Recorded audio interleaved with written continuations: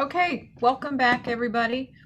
I know it's a really long day, not only for the task force members and our guests, but also for the public. So I appreciate folks hanging in there with us. Really excited about our next presenter, whose team has been very involved, if you listened this morning, to all of our subcommittee work.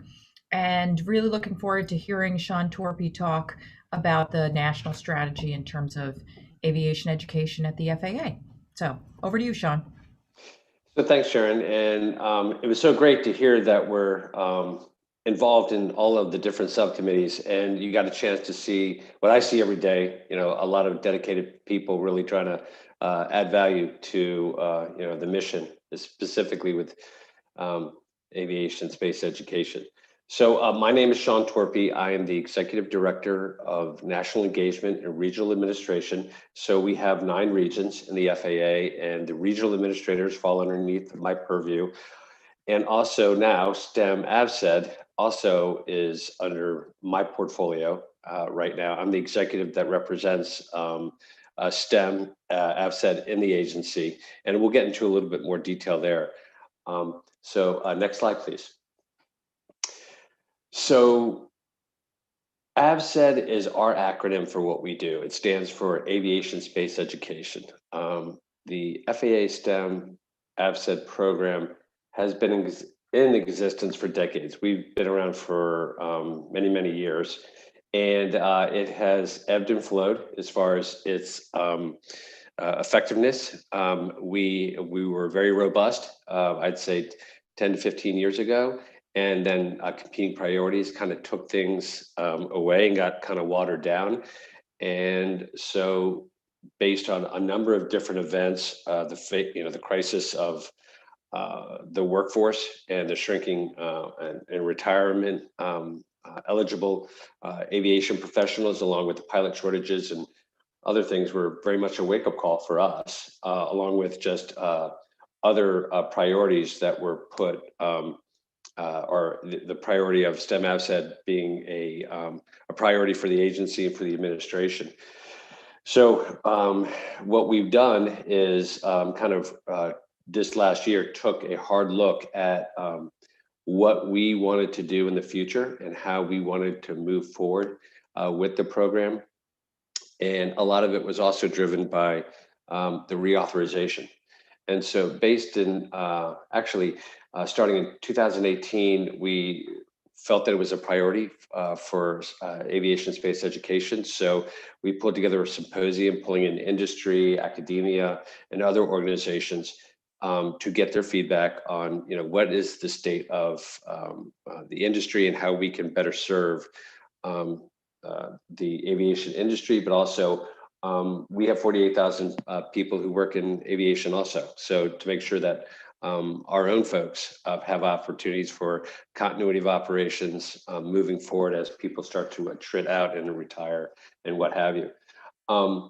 And we also saw that with the influx of new entrants into the airspace, that aviation is growing significantly. And as I said before, with the retirement pending of a lot of aviation professionals, we knew that we had to concentrate on this. We also felt that it was important, and we also wanted to concentrate on the lack of minorities and female representation in the different segments. So we wanted to structure a plan and a strategy to make sure that we had that as one of our goals or main tenets of the overall program. So basically in 2019, we created an executive level aviation workforce steering committee, or aerospace workforce steering committee. And that was in response to FAA's reauthorization. The steering committee itself chartered 7 different work groups and took on issues such as congressional mandates, regulatory initiatives, external partnerships, communications, diversity and inclusion, and STEM. And I was the lead, along with one of my other executive colleagues, for the STEM AvSed program to really reboot that and reimagine that. And so that was in 19, and we were all ready to go, and things were rocking and rolling, and then COVID hit. And so it was a time for us to take pause and to, instead of just increase the amount of activities that we did and also increase the amount of outreach reps that we have within the agency. Let's come up with a long-term plan. Let's come up with a strategy. If we execute this right, we can really make a difference and really rebuild this program back to its previous greatness. And that's what we're really striving for. So the workforce itself spent a lot of time and intentionally looking across the entire agency, well represented by all the different groups. And we wanted to make sure that we had a corporate environment, not cylinders of excellence within the FAA, but a corporate strategy for STEM AVSET going forward, and a solid governance piece moving forward, that we could make sure that what we committed to would get done and the goals that we put forth would be met. Next slide. So what we did was we made sure that we put together a 21 through 24 strategic plan. The plan itself was focusing on making sure that if we were going to meet these tenets of inclusion, diversity, reaching out to students, that we concentrated on the right thing. Like I said, we had roughly 48 people throughout the agency representing all the major lines of business to really go down deep and figure out exactly how we were going to do that. We went into funding. It was very interesting hearing all the morning presentations, because all the things that were brought up in the conversations were things that we had to look at ourselves. You know, how are we going to get funding? How are we going to make sure that we are reaching the right students? Who were those influencers? Things like that. All the things that we had talked about. So it was great to hear that this morning, because we tackled those same things internally within the FAA. So what we came up with was this strategy, and I'll go through the specific goals in the coming slides. But what we talked about was getting buy-in at the very highest level. So the administrator signed off on the strategic plan and endorsed it. We heard this morning from Brad Mims, his support and passion for STEM AVSET. Part of the governance structure that we have in place is an executive board that oversees STEM for the entire agency, and then also a steering committee that actually executes the strategy and makes sure that the goals are met. Brad Mims is committed to being a part of this all the way through at the executive level, and helping steer and make sure that we meet our goals, reach the right communities, and make a difference, moving forward with the program. So one of the things that we did was, in order to have a corporate focus, we realigned the program underneath my organization. It was previously in my organization many years ago, and it was realigned before it into HR, the HR organization. And what we felt that because of the regional outreach that we have with our regional administrators and outreach across the entire country, it would be better served if it came back into our organization. So we realigned all those resources into the regional administrators structure. And then also we made sure that we had a corporate order that guides STEM AVSET policy within the agency. Orders are the way that the FAA works. We issue orders. That's how our workforce follows regulatory guidance, work processes, and things like that. So having a STEM AVSET order at the national level, there's no ambiguity there for others who may deviate to the right or left when it comes to what they want to do when it comes to STEM AVSET. Next slide, please. So what we did was, based on our accomplishments, is we looked at the establishment of the Workforce and Education Division. So we set up, when we brought in all these resources, we put them in my organization. We put up a division that is focused specifically on aviation workforce and education. We're building that out right now per funding that we received in our appropriations in FY21.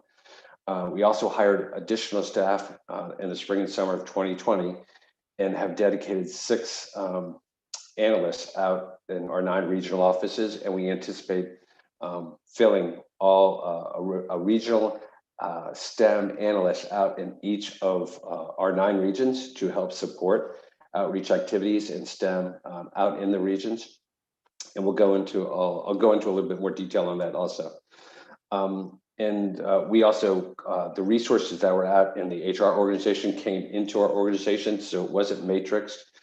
I took a very deliberative approach on this, because instead of having each of the outreach or the STEM analysts out in the regions report directly to the regional administrator, we brought them. They're located out geographically in the 9 areas, but they report directly in my organization, because we wanted to make sure that we kept a corporate approach, and we didn't see some regions do it differently. We wanted to, each region is different, geographic locations are different, have different aviation needs, but we wanted to make sure that things were consistent and that the resources were evenly distributed, and made sure that everyone received benefit from that. We made headway financially. I myself had the opportunity to have conversations with the appropriators up on the Hill, both for T&I and THUD, as far as talking about what we're doing. We put forth what we call a discretionary increase request to our ops funding to get these positions and to build out the program. And we utilized that process and received endorsing support from the appropriators about what we were doing and what we were planning on doing. I'm looking forward to going back and having follow-up conversations with them in subsequent years, certainly in 22 and 23, because we have a plan that we're executing on with our strategy. We have the right resources in place. As you'll see in the goals section, partnerships are key with us, and leveraging those partnerships on how we're going to move things forward, and then making sure that we execute on that. So we feel that we have a funding, just-in-time funding, with the resources that are out in the field, and then also being able to promote STEM, develop curriculum, and then leverage partnerships to get that curriculum out for others to utilize. Next slide. So here are our 4 goals.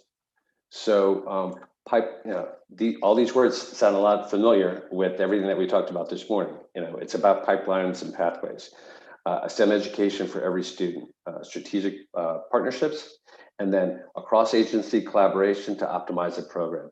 One thing that we found when we kind of looked at the work group when we were looking at things in 20 was making sure that there was a well organized governance structure. So you didn't have a large organization that had a lot of resources and funds kind of overshadow the parts of the mission in other areas within the agency. So everyone had a seat at the table. It was the governance was solid and sound, and that's what we're looking at rolling out this upcoming year with the program. Specifically, the pipelines for us are to create pathways and develop the next generation aerospace professionals and support them all along the way. STEM for every student really is about continuing what we did in the virtual environment that happened this past year, but also we feel like a hybrid approach is necessary. Our legacy program was all about getting in front of the students one-on-one, touching, feeling aviation, which of course is important. But what we learned is in 19, we had a pilot program for Adopt a School. So we picked two school districts, one in Dallas Fort Worth and another one down in the Maryland suburb area. And we were all ready to do all these face-to-face activities and things of that nature. And then COVID hit, and we saw that we got shut out of one school committee because they were just dealing with getting people over and getting into COVID. And the other community, it's not that they embraced us more, we gave them a digital option to actually provide expertise when they were doing virtual. So we found that And we also found that you have different types of learners, both who want to touch and feel things, and then you have those who feel the importance of having a virtual environment is a way that they like to learn. So we feel that a hybrid approach is critical to making sure that we reach all students. And also, even more so than when we say every student, we mean underserved communities. We're talking both rural and urban. Also making sure that we develop content that is the same content you would have for a urban fourth grader is going to be different than a rural fourth grader. And so we want to make sure that we're looking at our course curriculum and content so we attract and get to those underserved communities. And so that's what we're in the process of developing right now. The other piece is partnerships. So these goals in the way that we see it is they complement each other well. You can't get STEM to every single student unless you have robust partnerships. And the robust partnerships, looking at those partnerships and making sure that you are looking at the goals and the motivations of those organizations. Are they looking at getting and going into underserved communities? Because if they are, then we'll have access to those folks and access to those communities and making sure that we're getting to the right people. So we're taking a very deliberative approach, and we'll get into a little bit more of the details when we look at the objectives of each of those goal areas. And the cross-agency goal is about just working better together and having a strong governance structure in place so that we meet all of our goals and everyone's represented within the agency. Next slide. So the first, I kind of alluded to this before. You'll see that the pipelines and pathways is critical for us, making sure that we have those established pipelines, making sure that we partner with the people who are helping establish those pipelines is something that we are concentrating on, and making sure that what was discussed earlier this morning is making sure that we are tied into those pipelines, making sure that the relationships that we have in place help facilitate that. So there's a number of different initiatives that we're currently putting forth to support that. Specifically, one thing that we saw that getting to the right communities is one of the most important things that we see within the pipelines and the pathways. We're seeing right now with COVID-19, there's we've seen traffic go down, but we've seen actually traffic is on the way up. So it gave us, like I said before, the opportunity to really develop and get ready to focus on the right careers.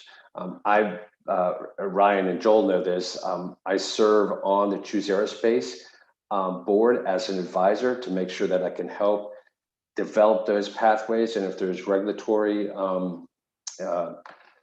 challenges or areas, I can bring in the right SMEs to help facilitate those conversations. And those are the types of things that we want to do in the future to do and work better with industry and make sure that those obstacles are not always addressed, or excuse me, they're addressed, but they're explained and they understand why.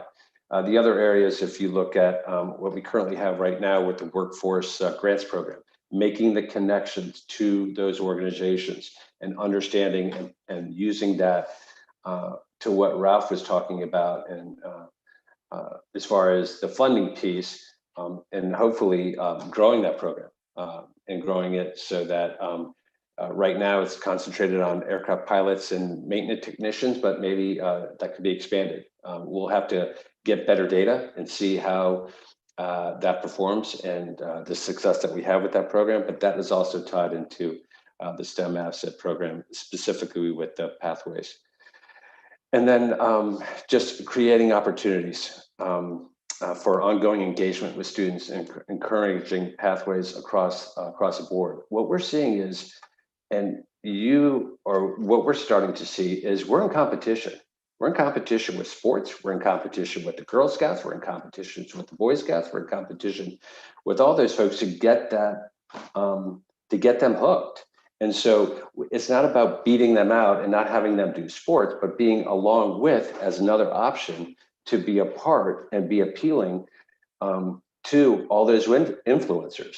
The discussion on the influencers was one that, I mean, I had was going to not stay for the entire day, and I'm so glad that I did to hear all of the conversations earlier before, because what we're seeing is, you know, the teacher and guidance influencer is key. What we call the analog influencer of the one-to-one relationship with that student, and then the key to the parents, so the parents understand that the child may enjoy aviation, but the parents are also going to have to understand that there's a great opportunity, a career that is a high-paying career that can really make a difference, and see the value there, and to continue to drive them to the ACE camps, or to continue to drive them to STEM events and things like that. So that's what we're focusing on in developing these goals. Next slide. So with the STEM education for every student, this goal for us, we are developing right now and making sure that, and this will make more sense when we get to the partnerships piece on how we're going to get to the underserved and diverse communities, because we're focusing on those partnerships and relationships along with industry and other aviation professionals.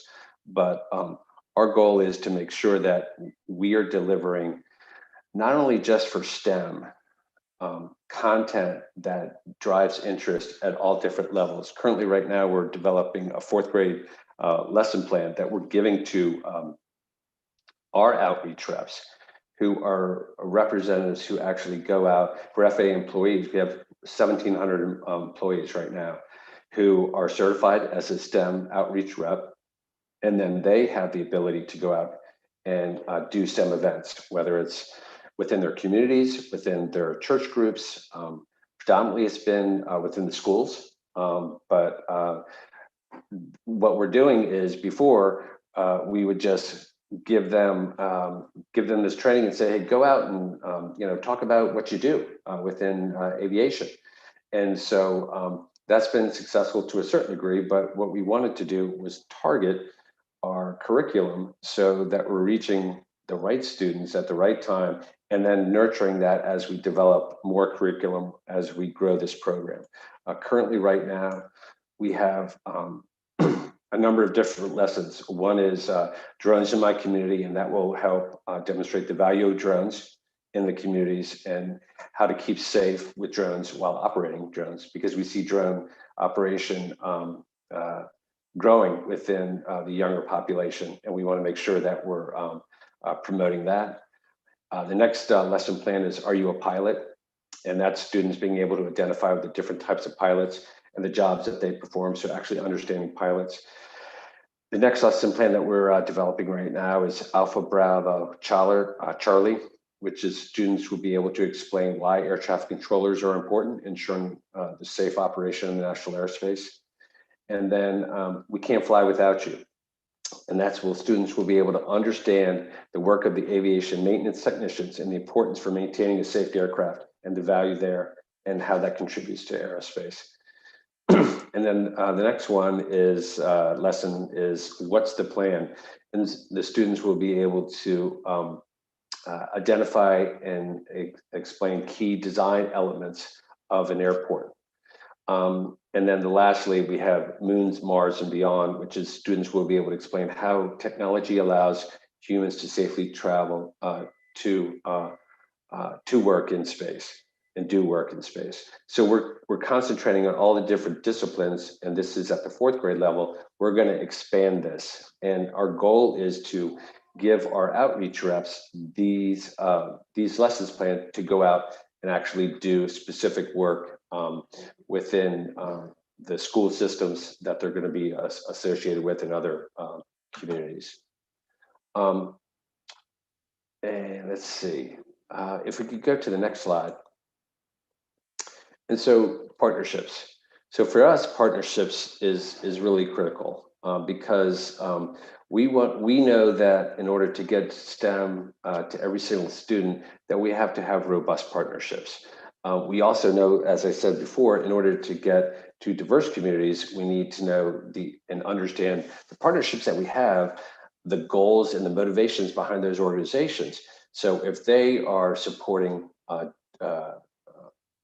diversion and inclusion, that in getting STEM education to Black, Brown, and girl or women uh,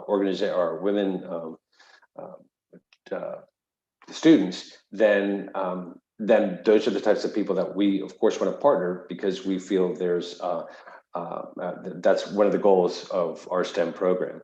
So we're partnering with Women in Aviation International, um, Organization for Black Aviation Professionals. We're supporting them with ACE camps and also providing SMEs for event and outreach. The other piece that we're looking at is, and we found that coming to an FAA FISDO is not the most exciting thing for a kid to do, but coming to a National Aerospace Museum is a pretty cool thing to do. So we're partnering with an MOU with the National Aerospace Air and Space Museum so that we can utilize their 52 museums, and then we can hold events there, we can support events there, and then bring and target communities that don't have access to air and space access museums. We can hold events there and bring kids from those communities over to those areas. So that's the key for us for partnerships. We're looking also at other types of organizations. What we're finding is there's a lot of nonprofits where retired educators, retired pilots that have set up nonprofits that are focusing on specific communities, partnering with them to leverage those communities. One thing that we're looking at right now is we have developed an Adopt a School program. And our Adopt a School program is going to be bottom up and top down. It's utilizing all of our 1,700 outreach reps who would then adopt a school within their area, okay, where they geographically live. And then that is the bottom up grassroots. Top down is having our regional administrators work with the school superintendents in that area to make sure that they understand the importance of STEM and AVSET. And then when a outreach rep comes into a school and goes and talks to that principal, the school superintendent is already kind of blessed what the FAA is doing and making sure that it makes sense to have that outreach rep adopt that school, and then provide some of the content and courseware that I talked about before, along with working with other partners to go to other events.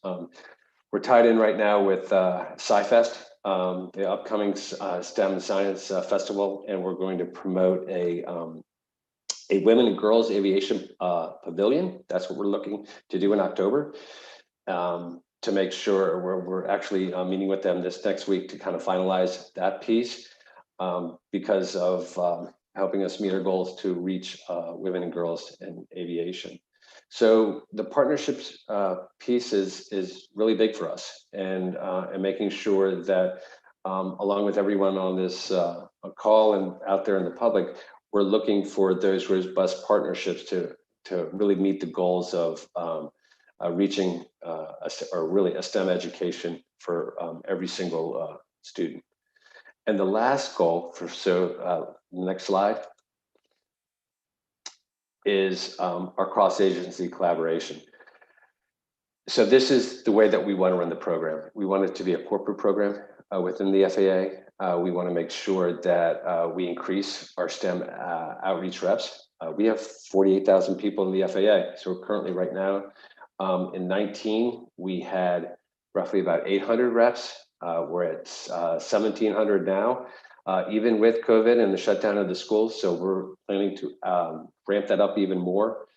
And the other piece is just making sure that we have a governance structure in place so that it runs correctly and efficiently, and it meets all the goals.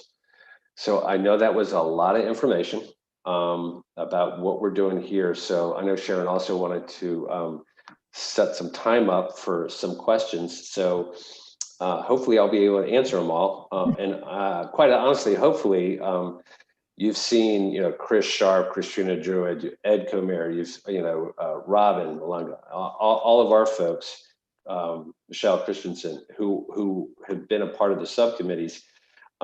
They're my people.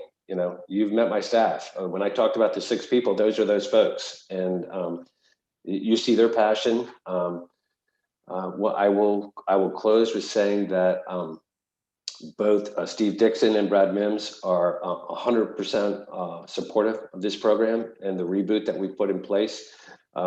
They put a tall order in front of me to deliver on this, and we look forward to doing it. So with that, Sharon, I'm going to turn it back over to you for any questions.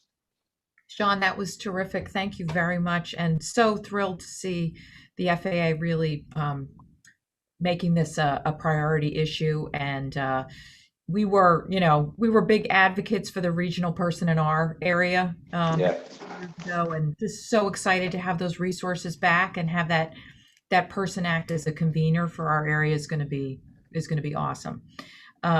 So I have a quick question. I'm not sure if you know the answer to the FAA grant program. I think the Mhm. deadline is today, actually. Yeah, it is. Is your office involved in that? Are you going to be able to gather the things that really work and then use it to drive future potential grant programs? So that was literally going through my head as we were talking about this before. I'm like, I want to use this grant program. Like I said, it's so to answer your original question, because of the governance structure that's in place, NextGen has the lead on the grants program. So they have representation on our executive board. Mhm. And so they will bring that back to the executive board, and we will make corporate decisions on how we're going to move those programs. We'll evaluate the performance of that program, Mhm. along with the reauthorization and congressional mandates that have to be met. But we'll make sure that we'll say, well, how is that actually working? And the conversation that Darren was talking about before this morning about the opportunity, and you could see the value in those grants. I'm having people have reached out to me to say, hey, I'm not an educational organization, but I'm a nonprofit. Is there any way that I can get a part of this? Because I think I can make a big difference. That really rang true with me, because we're pointing them over to NextGen and to make sure that they get the guidance that is needed. And that might be, a lesson learned for a future grant program or a future the grant program itself, and then expanding that. We'll have to see how it performs, but that they are part of the STEM AVSET program from that standpoint, and we'll have access to their performance and grow and mature the program. Oh, that's terrific. Okay, great. Thank you. Other folks I know have questions. Who else? Hey, Sean, this is Ryan. Good to see you. And I was going to say, one of the things I thought was interesting is I just 2022, 2023 TNI and THUD kind of appropriations. I know that I'm working with several industry partners as we make sure that we continue to fund the workforce grant program. But I think one of the things that I would just advocate as an AAR employee. I mean, we're very interested in coming along with you or beside you in those conversations where we can really show the work that the FAA has done, the great work that has come out of FAA reauthorization of 2018, and anything you need from industry. We're very much alongside supporting this great work. Well, so Ryan, thank you for the support. We're in the partnership together, and we understand the role of being a regulator and an industry advocate and a supporter. So we understand that role and the line that goes between the two. And so that's been really great to kind of establish that so that we can get on to business and make sure that we really support aerospace and aviation space education. I'm looking forward to going up in front of the hill, which is not normally what one would say in the federal government at this point, because we've got a great story because of good work. There's really good work going on. This strategy, you saw a very small glimpse of what we're going to execute on, and I don't have enough time to get into how we're really going to evaluate our outcomes and make sure that we're meeting the needs. And then in growing and getting feedback from industry on how we can grow the program and help support, all these different organizations that are really promoting aerospace out there. So thank you. I would say as that comes, as those invitations come over and we're requested to go, we'll definitely look back to getting support and getting feedback. Thank you.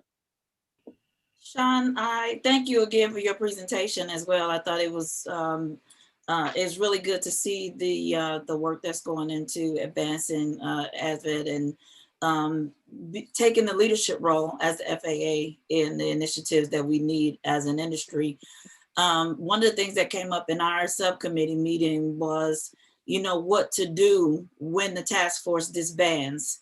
And I think a lot of what you talked about, and I see a lot of people shaking their head, yeah, is kind of what we were hoping to hear, that we would be able to still engage, whether at a regional level or at a national level, with the FAA to, after these recommendations are made through the subcommittees and through the individuals that are represented here, that we might be able to continue to support the work as it moves forward. We know that all great ideas, start off strong, but like you mentioned in your presentation, things, fall off and other priorities kind of take root. But if we don't keep this pot on the front burner, the industry, it can be in a lot of trouble really quickly. And we know COVID kind of, collapsed the industry, but, I heard Sharon say it's going to come back with the force, and we all believe that. And, it's our hope that we could continue to support you, as Ryan mentioned, to be prepared for what we know is the inevitable. The industry is cyclical, and we want to rebuild the industry better than it was before. So is that an opportunity for us? Are you opening your arms to us to continue to work with the FAA after we disband? So how could I not open my arms after I spent so put it this way, I was going to stay here for Brad's presentation, and then I was going to come back for this presentation.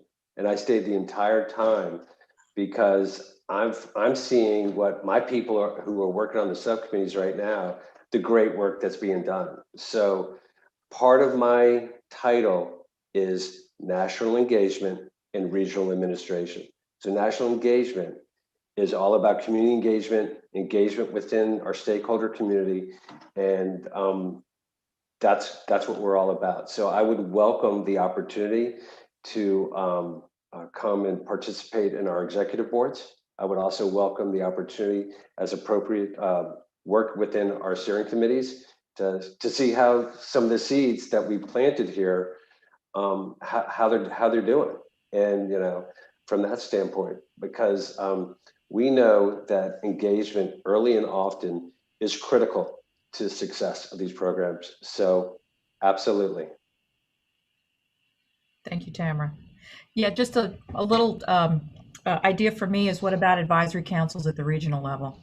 That would be terrific, because it would get us all talking to each other as well.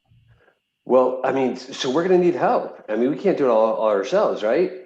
From our standpoint, I'm going to have regional administrators who are going to be talking to industry. I mean, so they talk to industry and congressional members now about everything within aviation right now, whether it's noise, new entrants, all the things that we deal with every single day. We would love to have that. We're going to use the same strategy for STEM AFSET and making sure that we're concentrating on the right partnerships, right events, everything along those lines, getting to the right communities. We're focused on that. So let's see how we can do that. The great thing is we kind of scrapped everything and we greenfield. And so we said, okay, so what do we want to be? And if we're going to do this, let's do it right. And I credit Steve Dixon and now Brad. They're focused and they want to support this effort. And Brad especially is very much committed to doing the right thing and making sure that we focus on the right communities but also we focus on aviation as a whole. So that makes perfect sense to us. Terrific. Well, thank you very much, Sean. We very much appreciate you being here. And I know through your team being on our subcommittees, we're going to keep the conversation going and hopefully present a set of recommendations that really just bolster all the work that you're planning to do over the next 4 years. And thank you so much. Thank you very much. Thank you very much, everyone, for your time. Terrific. Okay. Now we're going to get into some other outside speakers who would like to present some information to our task force. First up is going to be Catherine Creedy, who has created this incredible new information resource covering aviation and aerospace workforce issues. I am really pleased to have as a presenter today, Catherine Creedy. Catherine. Thank you and good afternoon. I am just absolutely blown away with everything I've heard today. You are developing the metrics we really need to move the needle.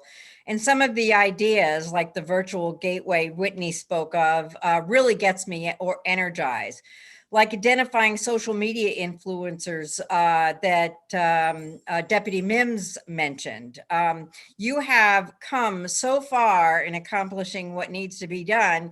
I know the future is in really good hands. Next slide, please. Sharon suggested I start with why I launched Future Aviation Workforce News and then move on to what I've learned, which is a lot. I've been covering workforce issues for many years, so FAAW News resulted from a frustration with the news coverage of workforce issues in the aviation trade press. Such coverage focused almost exclusively on pilot and technician shortages with little visibility into other disciplines from engineers, air traffic controllers, flight dispatchers, data analysts, and hundreds of other job opportunities in aviation and aerospace. Nor was there any, to my knowledge, market studies to assess the programs already out there or the legislative and regulatory tasks before us, such as the Aviation Technical Education Council's effort to reform Part 147. That adds bandwidth to the industry education capacity.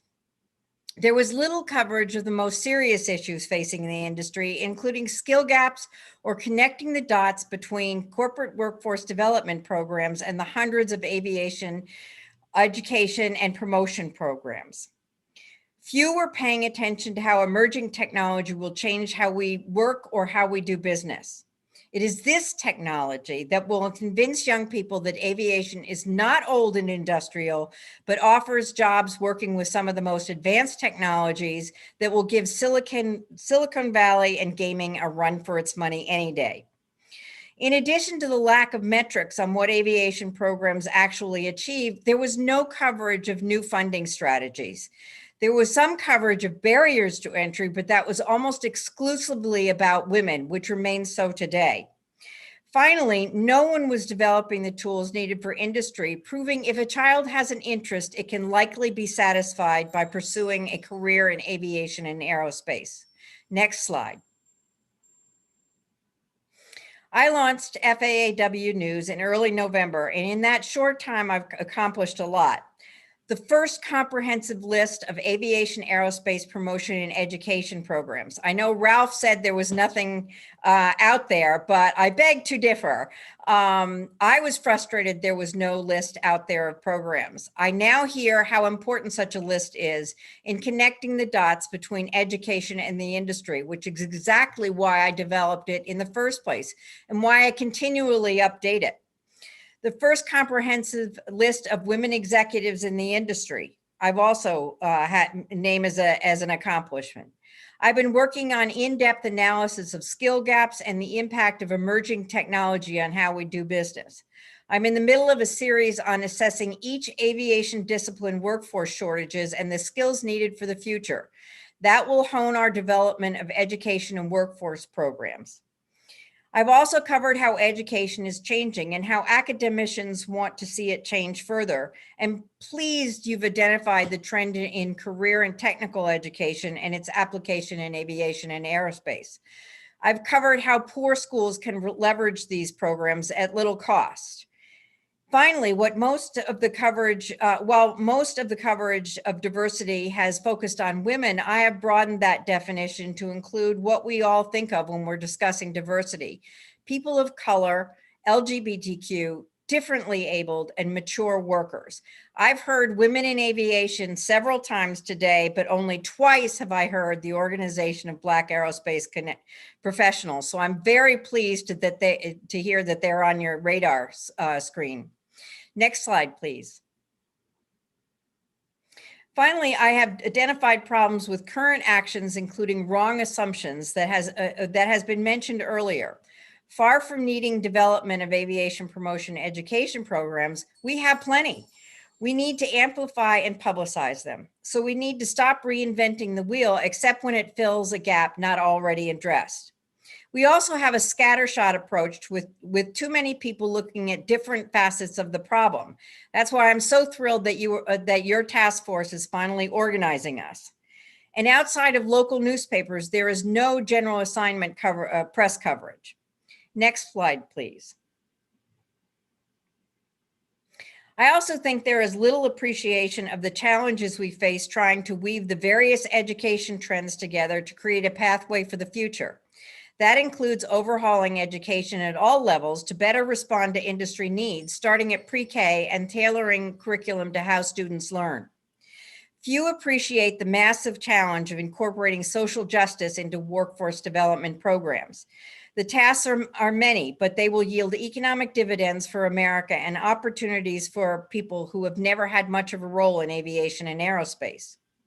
Overhauling workforce policies is a must, because without that, we will not be able to retain those new workers, because work rules are butting up against other trends that are happening, and that is employee demand for better work-life balance and diversity, equity, and inclusion. If companies don't do the hard work in overhauling their employment practices, including work rules, we will not be able to retain those we attract. This is especially necessary for pilots and hard because it involves unions. Thankfully, investing in changing work rules and diversity is good for the bottom line. So such investments will have a positive ROIC. We also need all the alphabet soup groups in Washington to come together with a unified message. Choose aviation and aerospace instead of catering to their own constituencies. Well, there is a lot of talk about diversity, equity, and inclusion. No one is connecting the dots. Actually, this is not true, because I heard today you are connecting the dots between corporate workforce development programs and the organizations specifically designed to increase diversity and create a just culture. In education reform, there is much to be done, but nothing more important than incorporating a new mindset about careers and getting to them. That includes school-to-work programs and more robust corporate tuition programs delivered to line workers, so parents don't have to give up their dream of a college education for their kids. We have to promote different strategies that help them achieve their goals. And our technical schools need the right tools, including modern avionics, engines, and electric propulsion. Next slide, please. We need to connect the dots in many ways between aviation, aerospace, promotion, and educational programs and corporate workforce development programs, between the industry and those diversity organizations that can teach us the hard lessons we can never know until we ask.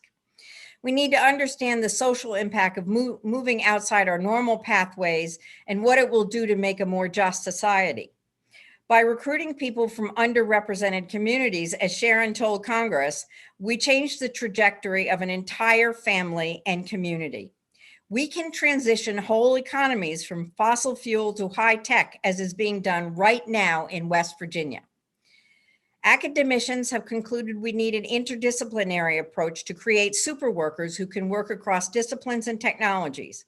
Both industry and academicians say we need lifelong continuing education to close the skills gap and keep up with changing technology and business models. This is also true of K through 12 education.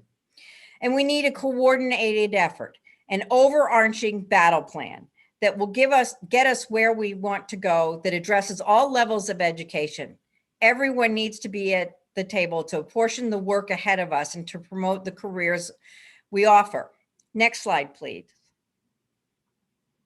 And we need publicity, not the kind that every local newspaper already does about the local school adopting an aviation curriculum, but a global publicity effort targeted at the media, watched or read by kids, their parents, guidance counselors, career counselors. There is a huge trend going on in how education is changing, and no one is covering it in those venues. It makes an awfully good hook for such a campaign because it puts those changes into context with what it means for kids. How young is too young? No such thing. Using aviation in preschools is proven to improve executive functions. I started at age 4, and Deputy Mims talked about the young man hooked at age 3. We are competing against really cool industries kids have grown up with, the most important of which is computer science. We need messages that illustrate just how cool we are. Next slide, please. We need to come up with new sources of funding strategies, and that has to go beyond scholarships. It should incorporate the other strategies to which I've alluded. We also need to toss out all of our old hiring practices so we can tap into resources now barred from gainful employment, including the incarcerated. No discussion would be complete without covering what we don't need, since this is the typical strategy in Washington to forestall actually doing anything. We don't need more studies. They've been done, but we do need to dust them off and incorporate what they tell us in our strategic plan. Educators and corporations also need to break down silos to allow for interdisciplinary thinking. That's where the innovation is. And we cannot afford at the end of this wonderful youth task force project to let it lie fallow, as often happens in Washington. We have to keep it alive and take action. Next slide, please. So my recommendations are few, but one is to create a workforce ecosystem, an overarching authority to organize it so they can be more effective. We need to leverage diversity groups and develop a college industry mentoring system to work with K through 12 to be with them in their aviation journey so we don't lose them in middle or high school. We need to work with the right media and develop materials for parents, guidance counselors, kids, and diversity publications. Develop video games for really young kids. There are a lot of children's books about aviation, but have we got any video games? And we need aviation aerospace PR pros to do what they do best in working with this new media. There is no doubt we can work together. If we work together, we can increase the numbers pursuing aviation careers. What I've heard today is very impressive. Next slide, please. I'll end with my wish list because, like you, I have a passion to be involved in this monumental effort. I want to create the tools we need for kids, guidance counselors, parents, and media, telling them how innovative we are and how, no matter what they are interested in, from art to animals to maintenance, there is a place for them in aviation. I want to take the aviation, the women in aviation and the aviation promotion and education list to the next level. And I want to create diversity lists for the other constituencies: Black, Latino, LGBTQ, mature, and differently abled. We all need to see it to be it. So I stand ready as a worker bee to help achieve our goals. Before I close, I wanted to share a few stories with you. I had the opportunity to work with a guidance counselor out in Washington State, and I said to her, do you ever recommend aviation to your students? We have a pilot shortage, we have a maintenance shortage. And she said, no, I really don't think I could recommend to my parents to have their kids become grease monkeys. And I said, we have to talk. And so I educated her on all of the opportunities in education. I also had an opportunity to interview 2 students at the Aviation High School, and I asked them about going from their tech education environment right into the workforce. And they said their parents would never buy it because they had this dream, and they were first generation immigrants. Their parents had this dream of having them get a college education. So we have to absolutely respect that dream, and we have to develop these strategies that helps these kids get their aviation careers. I also wanted to tell you about 2 interesting careers that I heard about. Delta Clubs Manager. I was at the opening of the new New Orleans airport, and I was interviewing the manager of all the Delta clubs, and he said, and I talked to him about the art curation because it was so New Orleans, and he said, oh yes, we have an art curator that is in charge of all of our clubs, and they work with the community to make sure it's relevant to that community. An art curator in aviation? What a great job. And then I read another story about FedEx having an animal wrangler in charge of all the shipments of animals. What a great job. So I also wanted to share that I tried to work with the Guidance Counselor Association and was kind of put off because when I talked about doing articles for them free about the opportunities in aviation and aerospace, they said, no, we are a scientific journal. So unless you have something that is based on science, then no, we wouldn't be interested. And I thought, such a missed opportunity. So, and then finally, I wanted to talk about leveraging organizations that are already working in this space, and that is EAA, AOPA, FAA, and museums. They are in the communities that we are targeting now, this very day. They already have programs developed.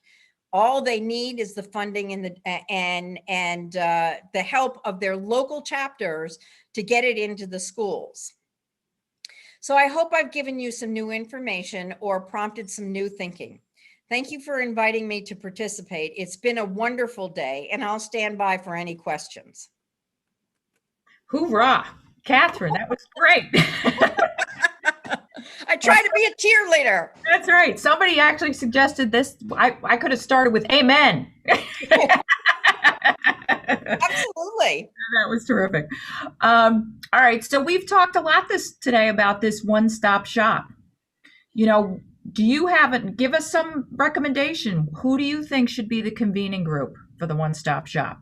That's a really a good question, because there's so many out there and you have to get buy-in from everybody. But I think that if, for instance, the FAA is our government body, and it could naturally be the host, as Whitney suggested, but I think we need, to develop something really outside of the box. And when Whitney talked about a virtual aviation aerospace experience, I thought that's blowing my mind. I love that idea. That's exactly what we need. I don't know who would do it, but I bet if we worked within the National Air and Space Museum, we worked within the FAA, we worked within the airlines who have all gotten right on board in social media, et cetera, we would collaborate into being able to create what Whitney is talking about.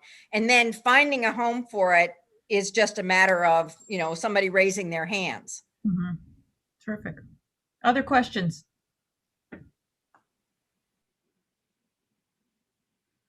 Anybody? So I know I'm not a member, but I'm just going to ask a question. Some of the things that you said really rang true to me, thinking at, you have these influencers and making sure there's a kind of line of sight from the guidance counselor influencing those folks to the parents, to the aviation experts who can really make a difference and get the right people, but even more so, people who don't have access to those type of resources because they don't know, they don't have that background to be able to talk that talk, because of a preconceived notion. So taking that into what we're going to do with our program, we're absolutely, it really rang true with me personally and for what we're going to do in the FAA. So thank you for that. I would scroll back on that, starting with counselors. I think we need to start very, very young.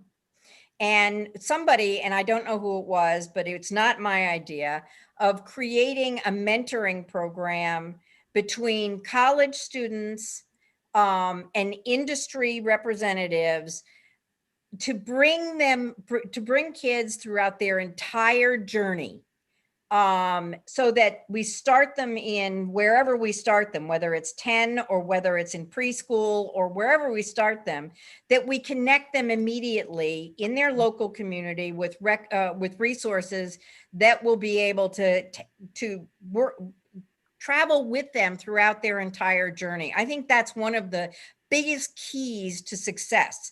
I also think that we need to drill down beyond our pathways. You guys already know that. We all know that intuitively.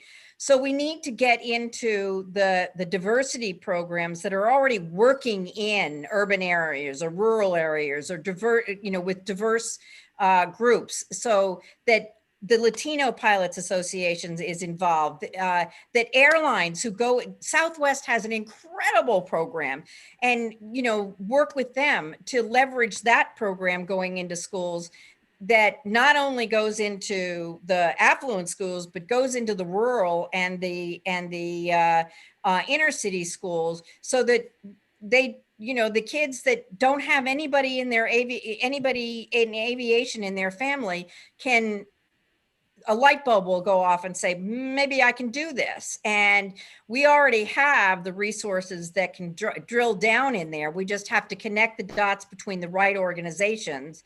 And I'll talk about Republic Airways, their Lift Academy. They've created a mobile STEM lab. I think Stacy has told me that she wanted to do something similar.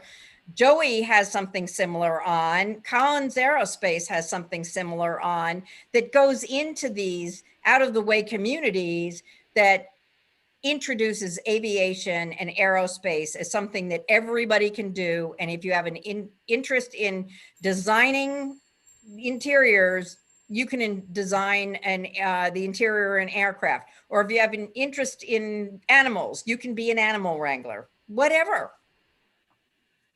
Terrific.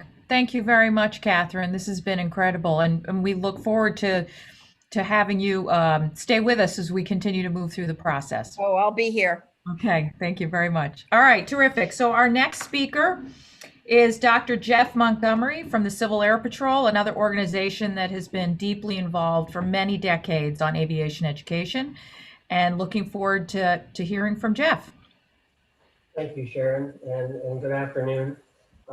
As Sharon mentioned, my name is Jeff Montgomery. I am the Director of Airspace Education for Civil Air Patrol. And so thanks for inviting me to come and talk about AE. Next slide.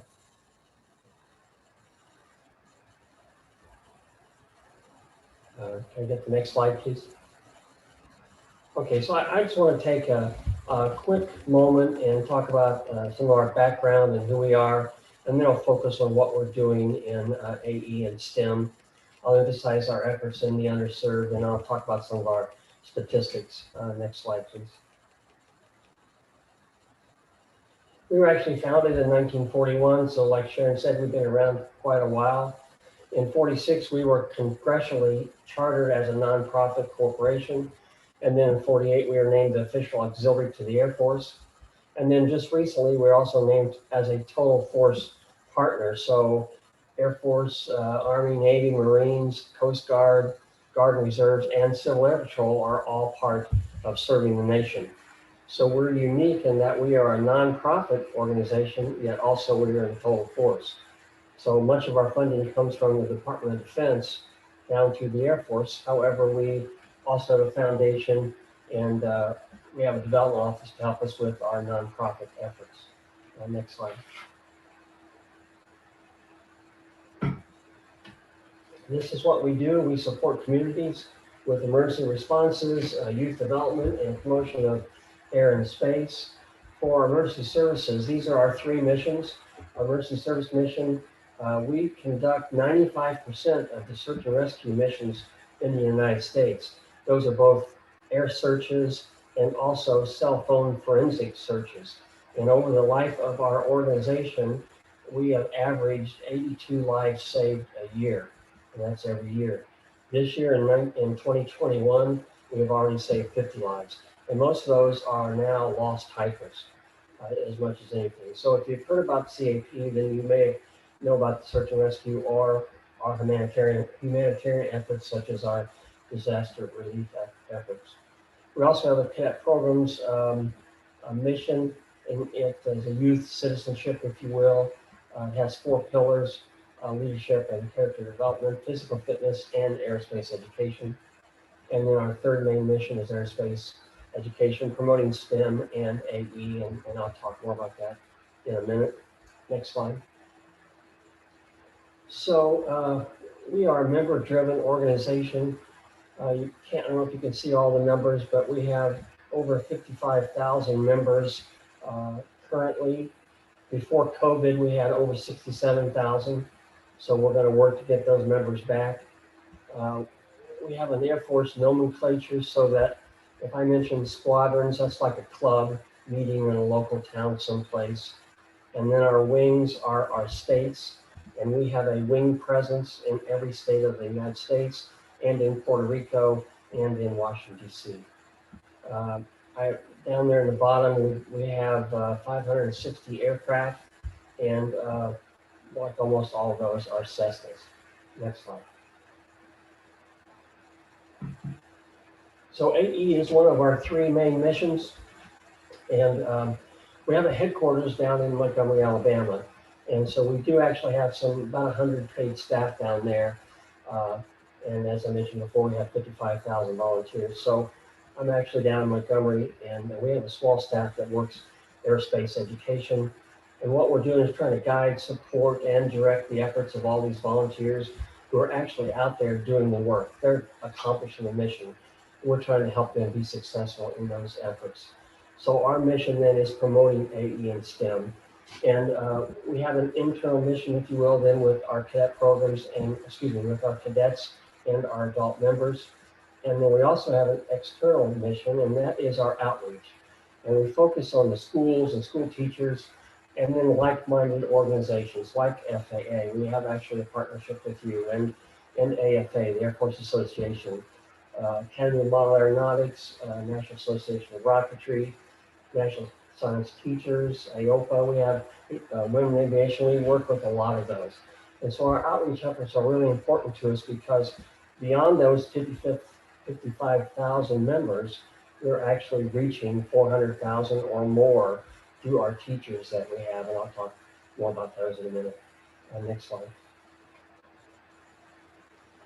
So the best way for us to accomplish our mission is strictly with our products and our programs. And when I talk about aerospace, I have to talk what we're doing.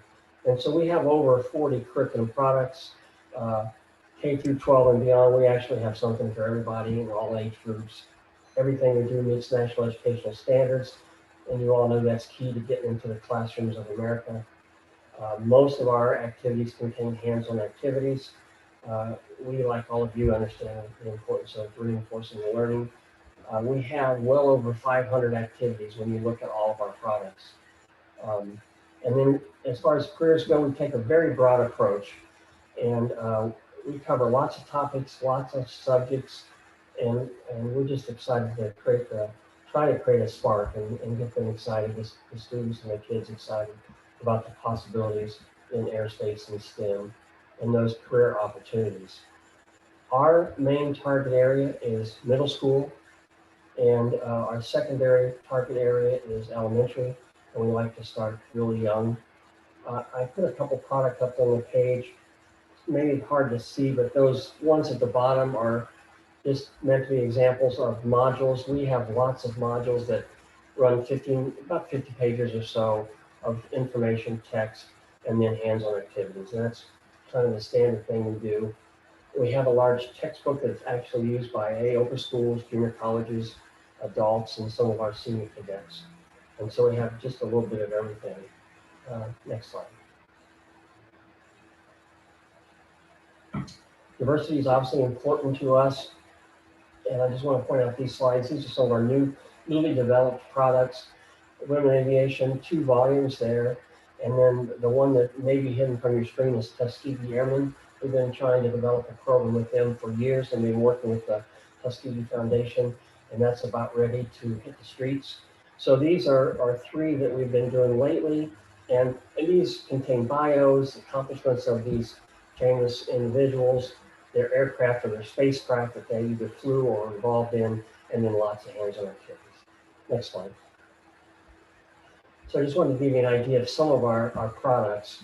I must mention just a couple of our programs. I start with these teacher members that I was talking about. For $35, they can join Civil Air Patrol, and it's a special membership category. And in my opinion, that's a great deal, because then they get access to everything that we have, all of our products, all of our programs. And what they do for us is, of course, they promote AE and STEM in the classrooms, their classrooms, and they're using our products to do that. And they expand our outreach tremendously. This past year, we did indeed reach 400,000 kids.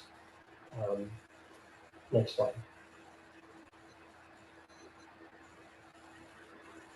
I mentioned the secondary target is our K-6. This is one program that we're really pleased with because we provide grade-specific lesson plans. That's a subject I've heard a little bit about this afternoon. It's so important that kindergarten's lesson plans differ from the 3rd grade and from the 6th grade and so forth. And in this program, our lesson plans are revolving around aerospace, but they're also about character development, physical fitness, and academics. This program, currently we have 55,000 students involved. Again, I have to point to COVID and that last year we had over 76,000 students involved in over 520 schools in every state in the United States. So we will work to get those back. I do want to mention that 71% of these teachers involved in this program are all associated with Title I schools. Next slide. Here's one, and I just heard the speaker a little bit ago talking about FAA adopting a school. We just started adopting a classroom program back in December, and it's all about sponsoring a 6th grade classroom. However, it's expanded now to 5th through 8th grade. And so this is all about establishing relationships, if you will, between our cadets and our adult members and with the school teachers. That's what we're trying to do, and introduce AE and STEM to them. These numbers are a little low. This slide was done 3 weeks ago or so, but we expect this to really pick up once the schools get back in session. So all we're trying to do is whether help them teach, help them do hands-on activities, just whatever we can do to introduce AE and STEM into the class. Next slide, please. Okay, this is the best thing we're doing. We started this 8 years ago. It is our STEM kit program. We now have 20 kits from which our members can choose. In this time, we've filled over 30,000 kits.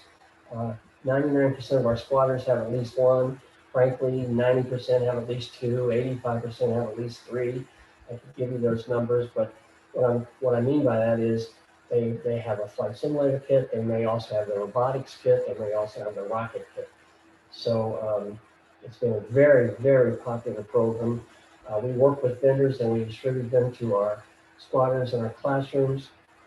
Consistently, every year, 80% of the youth say they are more interested in AE and STEM careers after having been involved in this program. So we're really pleased with that.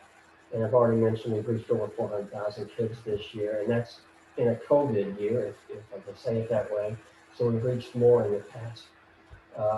A good point about this is that these STEM kits that I'm talking about, almost all of them are non-consumable. So they are free and the members get to keep them and they get to use them again and again. Next slide. This is just meant to show you a sample. You might notice as far as aviation goes, we have a flight simulator on there, we have a drone, we have a quadcopter, we also have a remote control aircraft. And what we do is we'll send 2, 3, or 4 of each, well, let's say they do astronomy, we'll send them 3 or 4 astronomy kits, depending on the size of the classroom, depends on the size of the squadron.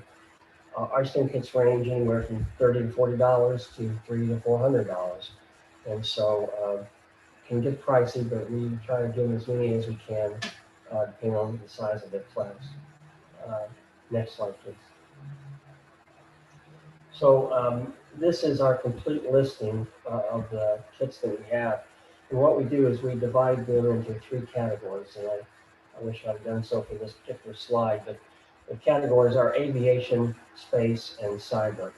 And so whenever we add any STEM kits to this listing, it'll fit one of those 3 areas. Now, before COVID, we were averaging about 700 or 800 orders that we filled each month. And since COVID, of course, that has decreased.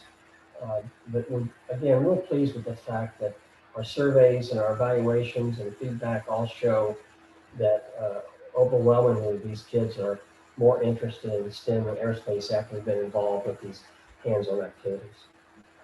Next slide.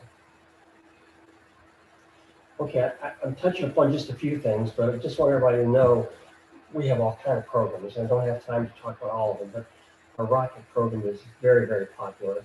And we have a unmanned air assistance program, high altitude balloon, Air Force Association's Cyber Patriot and Stellar Explorer. We're involved in those. We give our teachers orientation flights. So there's kind of some of the things we do. But I'm talking from my perspective in aerospace education. I mentioned we have a cadet programs mission as well. Well, they're deeply involved in AE and STEM. They have flight encampments. They have special activities in the summer. And these encampments and activities may go for a week or 2 weeks. They offer orientation flights to all of their cadets. They go on field trips.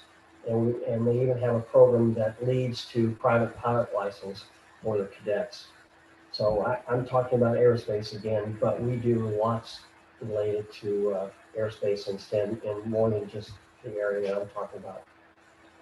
Next slide. I wanted to provide just some statistics good about our organization. Gender, 73% male, 27% female, but we're doing better. Just a couple of years ago, we were 80% and 20%, so we are doing better. A good thing for me in aerospace is that we're trying to increase our teacher memberships. As you can see, 70% of the females are teachers are female, which is great for the overall organization. There's our ethnicity numbers. Our minority representations are also growing, so that's a good thing. Next slide. Underserved, we do focus on the underserved, as it mentions here. It's part of our strategic plan as it relates to AE, and that is that our efforts are aimed at the Title I schools. We're emphasizing our programmatic efforts, if you will. We identify these schools. We get with our aerospace folks out there in the field in all these towns, and we just meet and establish relationships and get that relationship going and provide those resources. As I mentioned once before, the overall teacher membership, 55% are in Title I schools, 71% of the K through 6 teachers are. So we're really trying to emphasize that, and we will continue to do that. Next slide. Okay, just a few outcomes that help us in what we're trying to do. Teachers report these to us. 83% are more interested in STEM. That's very encouraging for our programs. 65% better teamwork. We like that because most of what we do is hands-on activities, and you can look down through there. With our STEM kit program, which I spent some time talking about, we do pre and post tests. Really pleased with the fact there's a 28-point average gain in those tests. That's great. And then I already mentioned the 80%. Next slide. I think Sharon wanted me to talk a little bit about successes and a couple things about those. What's working for us? I think the easy way to say this is just the programs I indicated to you, I think represent the successes of our programs. They are expanding our efforts. I'm showing here the numbers of what we had before COVID hit. So it'll be important for us to get back together with all these members that we've lost in this past year and get them back if we could. I mentioned here 2 million kids. That's not an exaggeration. That's we can prove that through our surveys and so forth. We could argue about whether we're just touching them or whether we're reaching them or whether we're impacting them. But the fact that we know that 80% of them are more excited about AE and STEM when they're involved in our programs, I think they show that they're working. Next slide. Areas of improvement. This first one's on me trying to provide everything for everybody. I get stuck in that sometimes. I don't have the budget to support that. I too love the 750 million that I heard about earlier. Just a small portion of any of that would certainly help our efforts. But anyway, we have a finite budget, so we have to totally prioritize and focus. And for me, that involves getting back to our targets. So our target area again are middle school kids and then the elementary kids. And that's where I got to stay. And that might be at the expense sometimes of the older kids, but our money dictates that we need to focus and prioritize. Another area that we can always improve on is retention. I think our retention numbers are probably pretty much in line with other nonprofits. But in my case, we're a small organization, Boy Scouts, Girl Scouts, 4-H, they're dealing in millions. We're only dealing in, thousands of members. So as we lose teachers, that impacts our organization in a great way because of the numbers of kids that can introduce to AE and STEM. So we need to work more on that. Next slide. I think that might be the end of my slides. I didn't mention any recommendations that I've heard a lot, on and off the building here today. And I did want to also echo. Yeah, we're having a hard time hearing you. I'm sorry, can you hear me now? Yeah, much better. Thank you. Right. I just want to mention that the clearinghouse ideas come up with one-stop shopping, whatever you want to say. There's so many organizations that are doing great work out there. So I totally agree with that. Another recommendation, which is that actually I think we have to start early. Jeff, Yes. we're losing you. Can you hear me? Try again. Can you hear me now? Oh, that's better. That's better. Okay, just Sorry. start with what your recommendations are because we missed a lot of what you just said. Okay. Well, I'm echoing what other people have said, so I'm not taking credit for this, but I really do like the clearinghouse idea because there are a lot of organizations out there doing great work that people just don't know about. And so if there's some place they can go, the one-stop shop idea is great. The virtual idea was tremendous. That would involve a lot of effort and a lot of work. But then I just echoed that for me and what we do, starting very young is super important. Trying to get these kids excited early. We've had a couple of examples of that we've all heard. Somebody wanted to fly since they were 8 years old, 8 years old. Wanted to teach math, since they were junior high kid, all that kind of stuff. I think that's important. Like I said, I've been in and out today, but one thought I have is that we provide flight simulators for classrooms and for our sponsors. And that to me is a really good tool for getting kids excited about aviation. And just as a consideration, just providing flight simulators to schools, I think it's something that we worth considering. And they don't have to be the multi-$1,000, flight simulators. There are other ones that are cheaper. And then one thought that it needs just with school and line to sell it. Kids can go home and I'm sorry that I'm breaking down. I can tell you can't hear me. Can you hear me? Hello? Yeah, we can hear you. Okay. I think what you just said was it would be great to get simulators in the schools and we don't have to pay a lot of money to get them in there. Yes, yes. Thanks, Jeff. All right, it seems to help if we mute while you're talking, Jeff. So let me, do you mind if I ask you a quick question? No, not at all. So, you're reaching unbelievable numbers of students. What would it take? And I think the answer is budget, but tell me if there's anything else to scale that 10 times so that you're reaching 20 million students. Well, thank you. Can you hear me? Thanks for the question, because I'll tell you, my budget is $1 million to $1.5 million. So that's small compared to, I'm sure, many others. So yes, just doubling the budget makes a tremendous difference, because as I was indicating, we can't reach everybody we'd like to reach because we are a membership-driven organization. So we're talking small numbers, $1 million, $2 million, something like that would be a tremendous amount that could help us reach so many more. And particularly, the teachers are so important to us, as they are to all of us. But when they get in there and they're reaching 50, 60, 100 kids, and so yeah, it wouldn't take very much actually to make a big difference in the way we are structured. Terrific. Thank you very much. Jeff, we're just going to move on because it is tough to hear you. Okay. I Let's, apologize for that. yeah, if you can watch the chat, if people have questions that they want to put in the chat, Jeff can answer you there. Okay. Thank you again. It's incredible work what you're doing, and I certainly have a much better appreciation for the work that Civil Air Patrol does now. So thanks so much. Thank you. And certainly, if you think of things, Jeff, that you want this committee to consider, please feel free to reach out.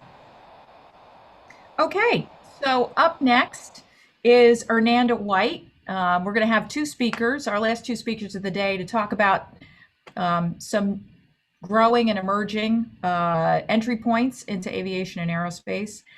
And our first speaker is Hernanda White, who is the founder and CEO of Black Girls Drone. Hernanda.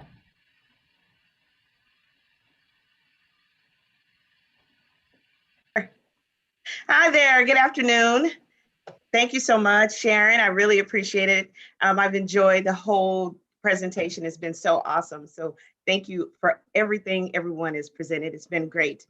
As Sharon said, my name is Hernanda White. I'm the founder, CXO, and executive director of Black Girls Drone. Most recently, I became the vice chair of the NCTCOG, which is the North Central Texas Council of Governments UAS Training and Working Group here in North Texas.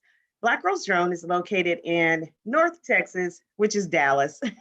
We just call it North Texas to be funny, or I guess different. And sometimes it's also referred to as the DFW area. And so that comprises, it's just so many other cities that are a part of the DFW area. You may have heard of Fort Worth and Arlington. They're not far from the city, the Metroplex of Dallas. Black Girls Drone launched in 2020, and we launched January 13th of 2020 after I was laid off from my tech role in 2019 of December, right before Christmas, actually. So it was really devastating for me. I had worked in tech at this particular company for 5 years. And previously before that, I was working in education, and then ironically in the fashion industry. But on the tech side, I was a technical buyer. So there's been an an overlap of the tech space for me. And most recently, I have just taken all of those experiences and decided to follow my passion. As a young girl, always loved aviation. My grandparents, the culmination ending of the summer was to go to the military air show. I hear a lot of folks have been talking about that. So that was so fun for us, my cousins and I, to do that. My boy cousins always got to have airplanes and parachutes and army men. So I would take theirs and swap those dolls out. I wasn't very dolly. I loved gaming. My dad bought my first computer. I'm going to age myself. It was called a VIC Commodore 20. If anyone has ever heard of that, it's an old computer. I was a gamer on Atari, so I grew up as Pac-Man. Again, aging myself, I could tell. But I think you get the gist of it. It was a really different time then. And now, more importantly than ever, we still want to have those same passions that I had as a young girl, which were easily overlooked because I didn't even get to be an astronaut. I used to dream about it. I would want to go on these amazing space flights.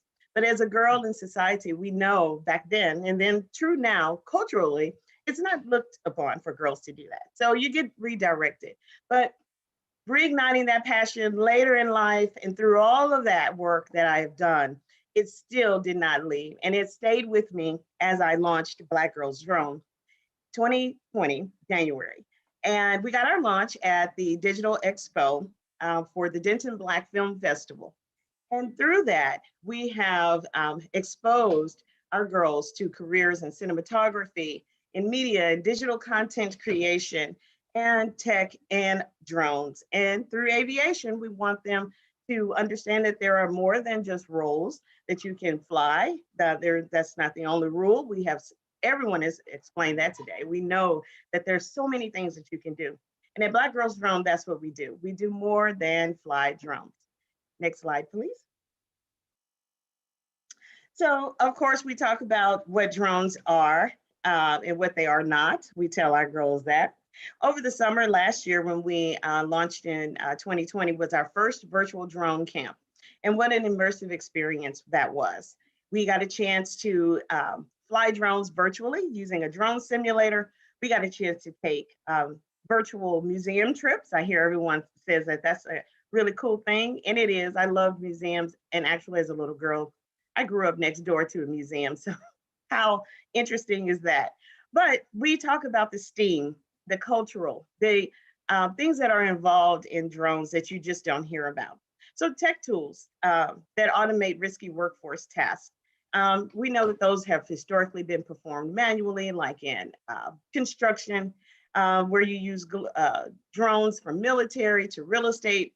And we've talked about the career pathways in aviation and aerospace and engineering careers to our girls.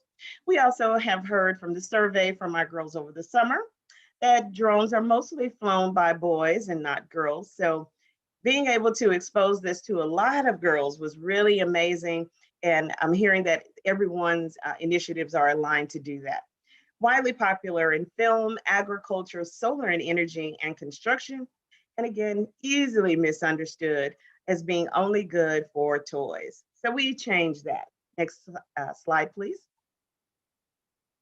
We want to change the narrative. We want to focus on those top skills that will get the girls the skills they'll need to develop themselves into the industry. One of the bigger skills that we focus on is definitely getting more women and girls and skills of higher thinking, skills of problem solving, skills that give them the technology-driven development ideas, ways that they can voice themselves through leadership and influence, ways that they can work together in teamwork and strategy. So Black Girls Drone Inc., we've provided aviation and aerospace education for career awareness. We're promoting continuing education, career exploration, internship opportunities, externship opportunities, sponsorship opportunities, mentorship. And most recently, we've started working on our apprenticeship program with our corporate partners. We want to have workforce opportunities for the girls. Primarily, we found that our young girls that we touch are Gen Z. So we do have middle school girls that we talk to as well. And we've had girls from as young as 7 and 8 years old last summer that joined us virtually and could code like nobody's business and can do all kinds of other technical things. But it's not just the STEM. I want to say it's the STEAM. I want to keep telling you about the STEAM. And we want them to think like, a steamer. We want them to think bigger and think larger and know that there's more that they can do. So we provide that the introduction into the aviation ecosystem because we introduce the technical opportunity and earning potential of becoming drone literate. We're going to tell you about a few things that we say, and we have a few sayings, and get lit, drone lit is one of them. We talk about media, news, journals, coverage, writing, and that prepares them for roles in technical writing. That prepares them for roles as journalists, as news reporters, as transportation, as editors to your FAA sites, and writing those manuals to FAA mechanical manuals and things like that. Those are jobs that require them to write and be able to have leadership and also be able to express themselves. Next slide, please.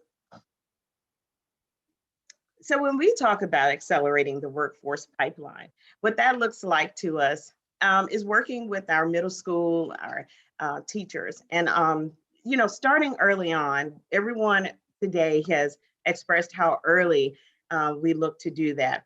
And some of the things that we've noticed and some of the trends that we've spoken with our teachers are that, yes, it is acceptable to talk about these things because the kids understand the concepts. Last year, before COVID, I got a chance to go and talk to some elementary students and on a tech day. So I went to their career tech day and we talked about technology and all the fun things. And beforehand, I was like, oh, should I just talk about just mouse or just, really small things like telling them how a computer works? No, they were way far advanced than that. They knew and understood Python. And guess what as easy as Python is just simply telling them about colors and predicting a pattern of what's next. That's a Python, that's coding. And that's getting them the mindset. We want them to think. We want them to think on these career pathways and think about things that are inside of them that they already know how to do and just how to utilize that in a way that we can use it for a career. And through that, we talk about, so since last year, let me back up. So since last year, there was COVID, right? So the kids were out of school.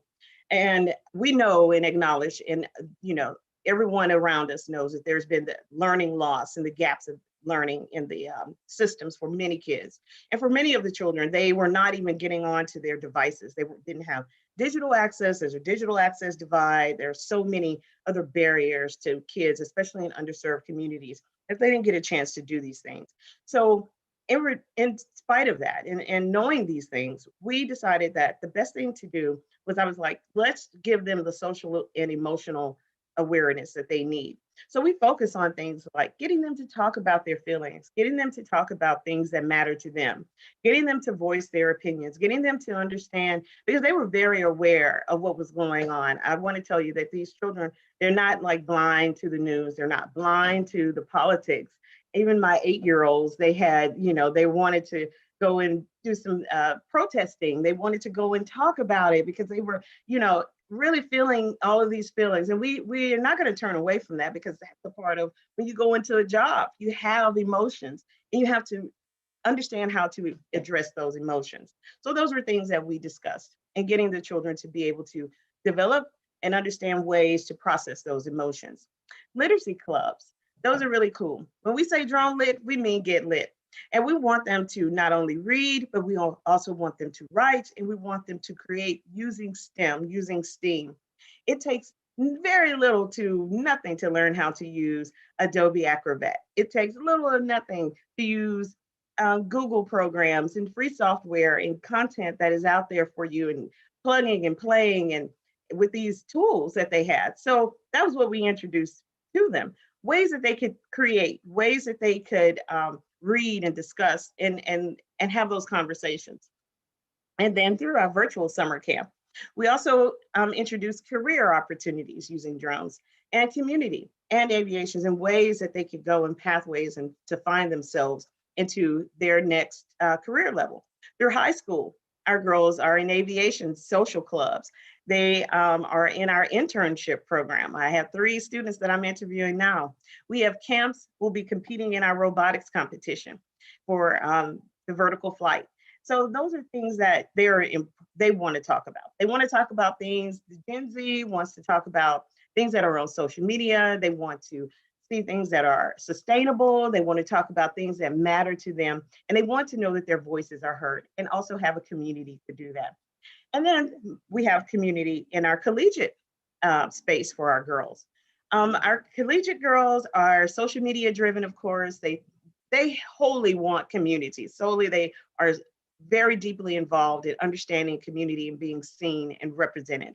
So we give them networking opportunities with organizations that promote that through STEM learning, STEAM learning, opportunities in tech, opportunities out there for non-tech roles. We also give them that space too for writers, our content creators, our digital swag creators. We want them to soar. We want them to to just see that all of the possibilities are endless that they can have access to. So we provide corporate sponsorships, mentorships, of course, and career entry programs. Also, a thing that we have found that's really cool that we're testing out with one of our high school teachers is a workforce accelerator. And inside of, I was in an accelerator program, and I've been in 2 accelerator programs for my organization to build my company. And inside of those accelerator programs, you learn everything that you need to know about building your brand and building your business and the keys to success to do that.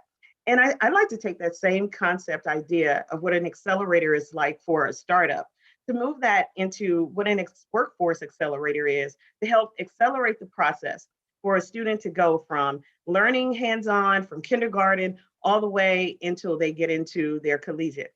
But middle school, high school, and college is where we focus more on that, and then getting them prepared. And when they're in high school and for the collegiate level, they're ready. College to become entrepreneurs, to become career development, ready for career development, to get them ready for the jobs in aviation. Putting them in an accelerator will also get them in the mindset to think of competing, to get them in the mindset of thinking technically, to get them in the mindset of thinking of leadership and influence, and how they can leverage those communities and build those ideas together, and then create a pipeline of opportunity for themselves based on the information that they have. And once it's presented to them, believe me, they never stop. I have high school girls now that were thinking last summer, they were like, oh, Captain E, I wanted to go. Oh, yes, I call myself Captain E. They wanted to go to NASA, and they wanted to do all of these other things. And now they're like, oh, well, I want to be a design and build engineer, or I think I want to go and start my own brand and become an entrepreneur in aviation and be a consultant. The possibilities are endless. We want them to think big. Next slide, please. So with that, Youth Aviators for Workforce. Again, last summer, we were in the quarantine, and believe me, it was not the most ideal situation to have a summer camp, but it was actually the best situation to have a summer camp, because digitally, we got to introduce the girls to not only hands-on training that they could get with Python and learning deep thinking and learning AI and learning how to create shared drives, but we also gave them hands-on opportunities to be creative and be innovative. So we're taking those same experiences and some same objectives for those students, technical and non-technical, because we don't want to run away with the technical side so much as that we scare away the ones that aren't feeling like they need to be hands-on. But technical means so many things, because again, you could be technical and use Adobe and open it up, and that's a technical space there. But we partner with schools and career and technical education campuses, and we want to increase the participation for girls to enter the aviation workforce. And we want them to, of course, focus on being pilots and the aviation maintenance and aviation manufacturing and airport planning and traffic controllers, drone operators, drone engineers. The list goes on and on and on. Drone technology, gaming, coding, software programming, all of those things are possibilities. And we can introduce those in small ways. And those are some of the things that we were able to introduce girls to. Like last summer, because it was COVID, we talked about medical deliveries. And then look, CVS, we had a scenario where we introduced what would it look like? What would you ask for? And some of the girls, of course, were like, oh, I'd ask for lip gloss or cough medicine. And some were like, oh, I just want, my favorite snack from the store. Now those things are a reality. Those ideas that they had, they're actually being produced. We're actually seeing that happen. The future of flight is in their hands. Next slide, please. So one of the things that we were talking about that will be really cool and robust is having like a Youth in Aviation Diversity, Equity, and Inclusive Council. And we want to also not mention that it's not anything to exclude anyone. It's definitely inclusive for all students that are looking to get career ready and then be diverse in their thinking, inequitable in their solutions, and inclusive in their community. We also want them to think. And so we want them to have that social emotional connection. We also want them to have the understanding that they can talk to each other and where to go for those resources. We want to give them the environment, the sustainability, the climate, the future thinking, the future of work that they need to be able to be well-rounded working and career professionals. Be it if they are a pilot, we would definitely don't want a pilot that says, "Oh, I'm not sure what to do next." We all know how bad that could go. And we definitely don't want to have an aviation mechanic that says, "Oh, I just can't find that tool, or I can't read that manual." It's not properly diagrammed right. So we want those things to be right. And we want to get them prepared in the way that they can think and be forward thinking and future thinking about the things that they want to do, and preparing themselves to that career path so that they're strong leaders, so that they're thinking on an equitable mindset. And then they use those lenses to create the future of work, the future of aviation, and the future careers for the next generation. Generation, I think it's L. I'm not sure what letter they're on now, but it's the next letter of generations after them. Also, media engagement is really important. I know a lot of us have been talking about that. We think about ways that we could have media outlets and ways that we could reach those kids, and how can we get them to rise up and say, "This is something that's for me. I identify with that."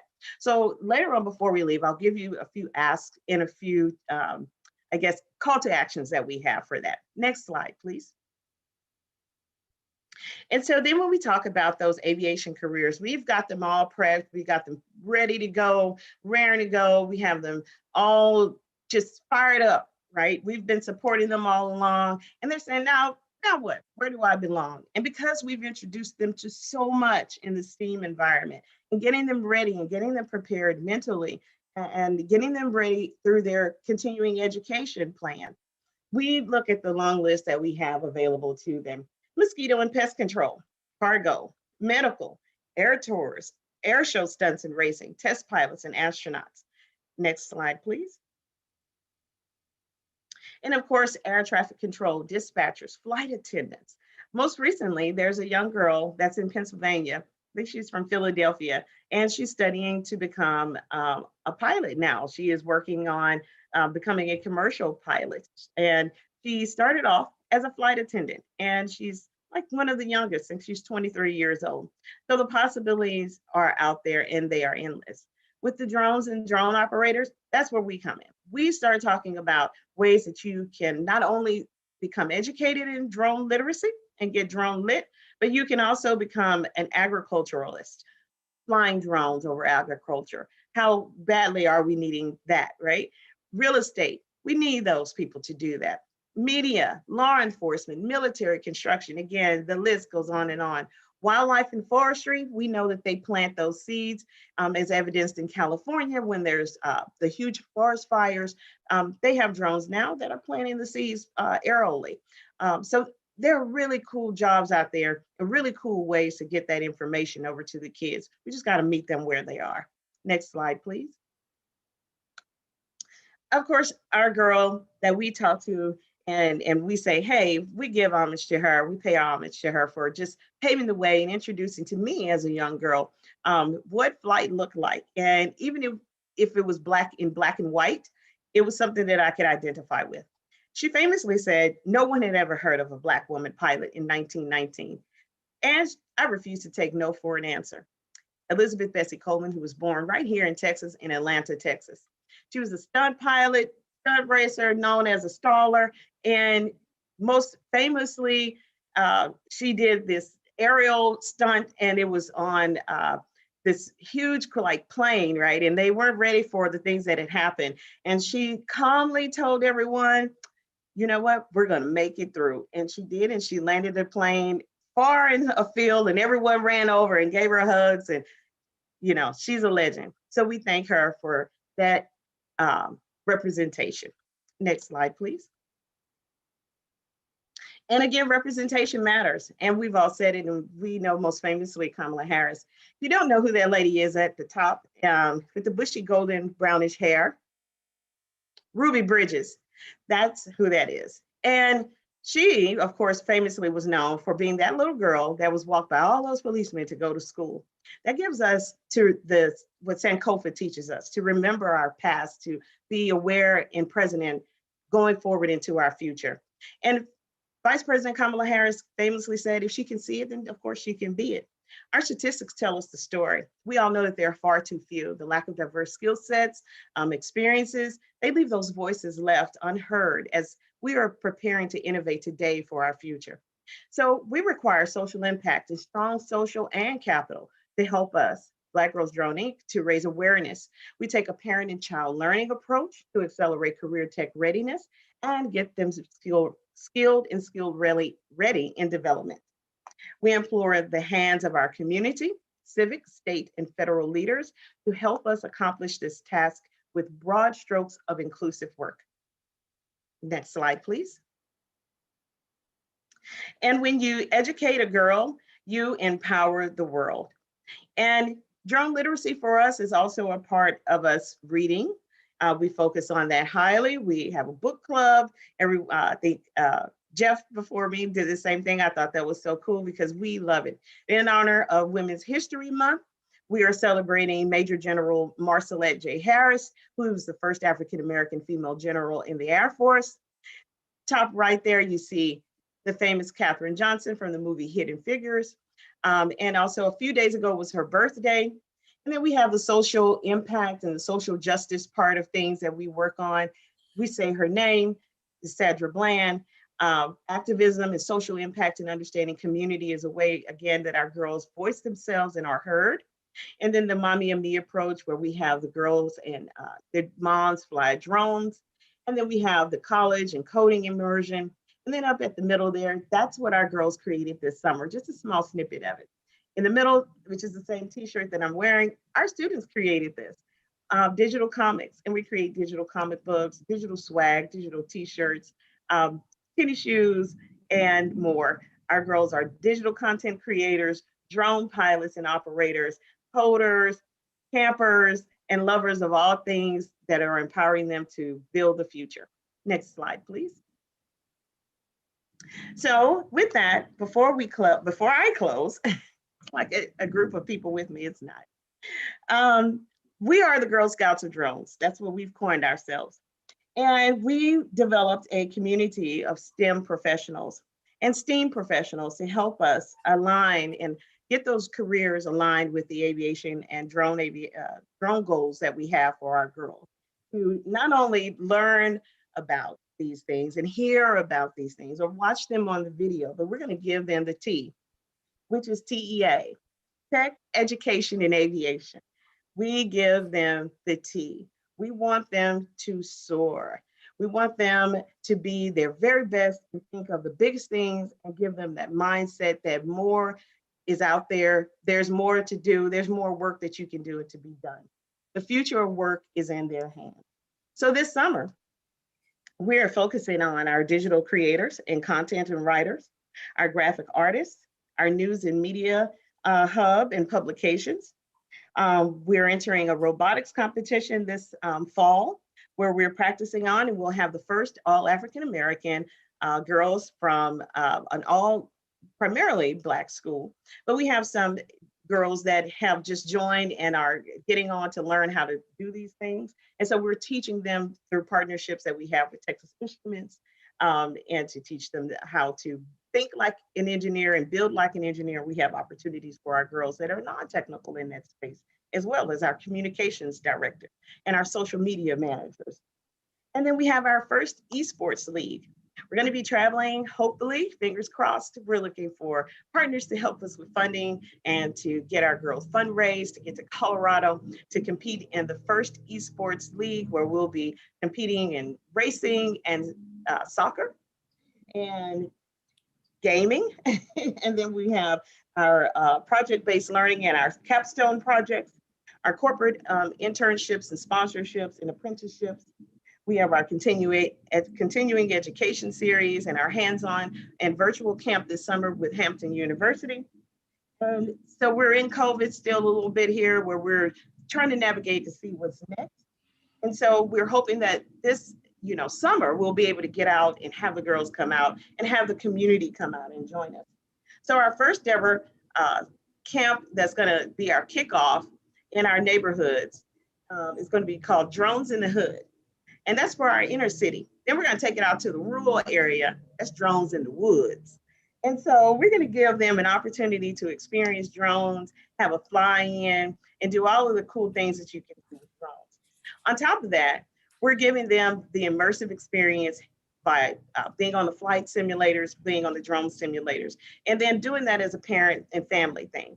We want to give them the social emotional connectivity to bring them in and to draw them in. And we want to reach them where they are. We want to be on those social media platforms. So we also target families that are on particular platforms. And then we're asking for a bigger audience, right? So we need the help of BET, Black Enterprise, MTV, VH1, Netflix. We create playlists. So we've teamed up with Spotify. So we have Black Girls Drone Music. And if you're on Spotify, then you can go and download our list. I'm sure you'll like it. So with that, some other things that we're having to do that we're asking for is from baby to kindergarten, right? We're looking to get in talks with Fisher Price. Yes, I emailed Fisher Price. And I was like, hey, you know what? We need my first drone. Who thought of that? Well, I don't know if it's out there, but they haven't answered me yet. And so we'll see how that goes. But we're also talking with, we've emailed Barbie. We'd like to have an aviation, women in aviation series. We like to talk with Tonka. They have, tons of ideas, of idea page that you can send things to. So we've discussed that, but key thing here is getting those tools early on into their hands where they can start from the cradle and just go all the way to college or continuing education and career. So we are looking from cradle to career, and we want to get that immersive experience. We want them to think immersively, interactively, having gamification. We're building our first video game with our team in New Jersey. We're talking about it. And there's not a drone game out there. There's not a video game out there. There's a Microsoft flight simulator that's been around since the 80s, but you got to have a PC to do that. And you also got to have some Microsoft technological advanced skill to do a few things there. But we think about the kids that have barriers, digital barriers and access to get those things. So we are asking for help with designing those games and things like that. And the last thing that we're doing is this summer, we're also going to be looking at ways that we can build drone kits and ways that the kids can get those drone kits and work hands-on on those projects. Our partnership that we are recently talking to, finish up, I guess, like the nuts and bolts of it is with Texas Instruments, where we're working with those groups of kids that are interested, starting with our robotics girls, who are also going to be going to our esports camp and compete this summer in the esports tournament. But we're also looking at ways that they can program and build from their T-Inspire calculator, where you can Python and you can code in Python and then program your drone, or you can program a rover and small things, team things. But again, we're assigning the introduction to them. And then the possibilities are endless where they can go from there. Drones in Aviation Summer Camp is this summer for us. Lots of cool things that we have coming up there. Those are just a few of the things that I've named off that we actually are looking at doing. I know it sounds like a lot, but it's a lot of stuff to do when you have the kids that are really motivated and interested.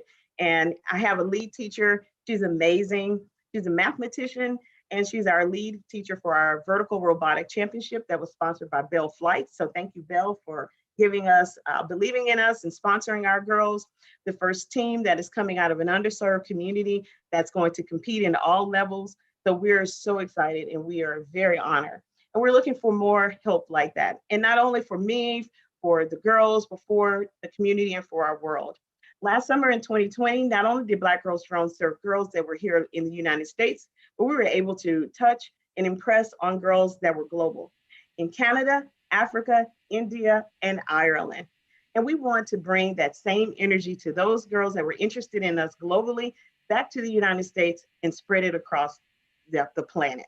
We want to have girls in aviation singing our praises through the programs like the FAA, ACE, Civil Air Patrol, and everyone else, everyone that is presented in NASA. Because we don't want another young girl to go and say, look up in the sky, and say that, yeah, can I fly that plane? Can I do that? And doubt herself. Yes, you can. You could do whatever you see you can be. So our Drones in Aviation Summer Camp registration form, that's how you contact me for more information. Our website is blackgirlsdrone.org. Thank you again. We really appreciate the opportunity, and hashtag Black Girls Drone too. Stay lit. Thank you so much, Hernanda. That was incredible. Thank you. I mean, some of the ideas, the Spotify list, I'm going to look that up as soon as we're done with this meeting. I love the idea of accelerators, right? Very entrepreneurial, but this idea of having an incubator for either girls or organizations that want to get started in this space, I think those are incredible ideas. I have one question. Given the lack of diversity in aviation and aerospace, how much of it is of a barrier is it for you when girls say, but there's nobody like me in that industry? How do you get over that? Yes, I know, because how that happens is they see me, and then I am telling them of things that can happen, and I introduce them to a network of ladies that cross not only in the tech space but in the creative space, that show them that there are possibilities. This summer we went on virtual tours to museums. Everyone was talking about, oh, you can't go anywhere. Well, we did, thanks to Google Arts and Culture. They have the most immersive experiences forever. And so we went to Paris, we went to NASA, we went to the Smithsonian Air and Space Museum, all virtually, all sitting on our couches, all everywhere. We went to the White House, we toured every museum they had on there. The Frontiers of Flight Museum in Dallas. So where there is a will, there is a way, but we have to meet them where they are. So when they see that and they see us coming together, they know that there is opportunity for them as well. Terrific. Thank you very much. Anybody else? Hey, Hernanda. First of all, I need to support your North Texas assessment for DFW. Actually, in the aviation world, the district office of the FAA that handles DFW is called the North Texas FSDO. So, I mean, you're right at home as far as your geography goes, and you can just keep on selling that with the rest of us. So you're good to go. So after I had mentioned to you last week when we did our run through my interest in this drone literacy concept, because I thought you said it a bunch of times.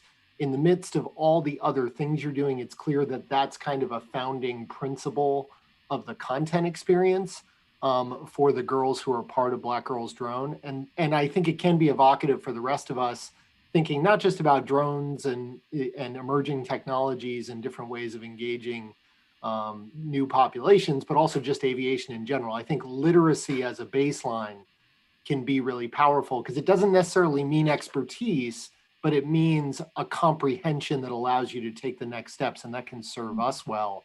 But I'd love a little bit more insight, at least from your corner of aviation, what that literacy term really encompasses. Yes, absolutely. And so, again, you're spot on there, Brett, when we talk about literacy. It is the content, but it is also encompasses them actually reading. We actually want them to read. We want them to read with comprehension. And then we also want them to be able to articulate themselves, articulate their ideas through writing. And we also want them to become literate enough to where they can use that and create content.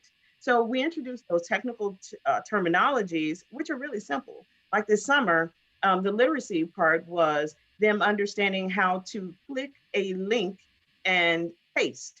And that is literacy. That is actually the technical literacy, drone literacy, understanding terminology, understanding where to find resources, becoming literate to the ideas of the publications and the news media and where these resources are so they can find it themselves. Another thing that created literacy for drone literacy was creating a drone chatbot. We created a chatbot using robotic process automation. And all of the girls worked on the project together. It was a 2-day project. That had them being able to create the chatbot with the help of our corporate partner, Mahindra. And the robotic process automated system or process just creates a conversation. So they had to create a question and answer, and then predict So there's the data analytics and the predictive analytics part of it. So you introduce it very small and sneaky ways. Like we use a mobile app, and inside of the mobile app, we have links that you can go and you can click onto. But we want to create our own proprietary software, which is why we're working with a gaming company, so that we can create that. Not only it's a video game, but it's a learning management system.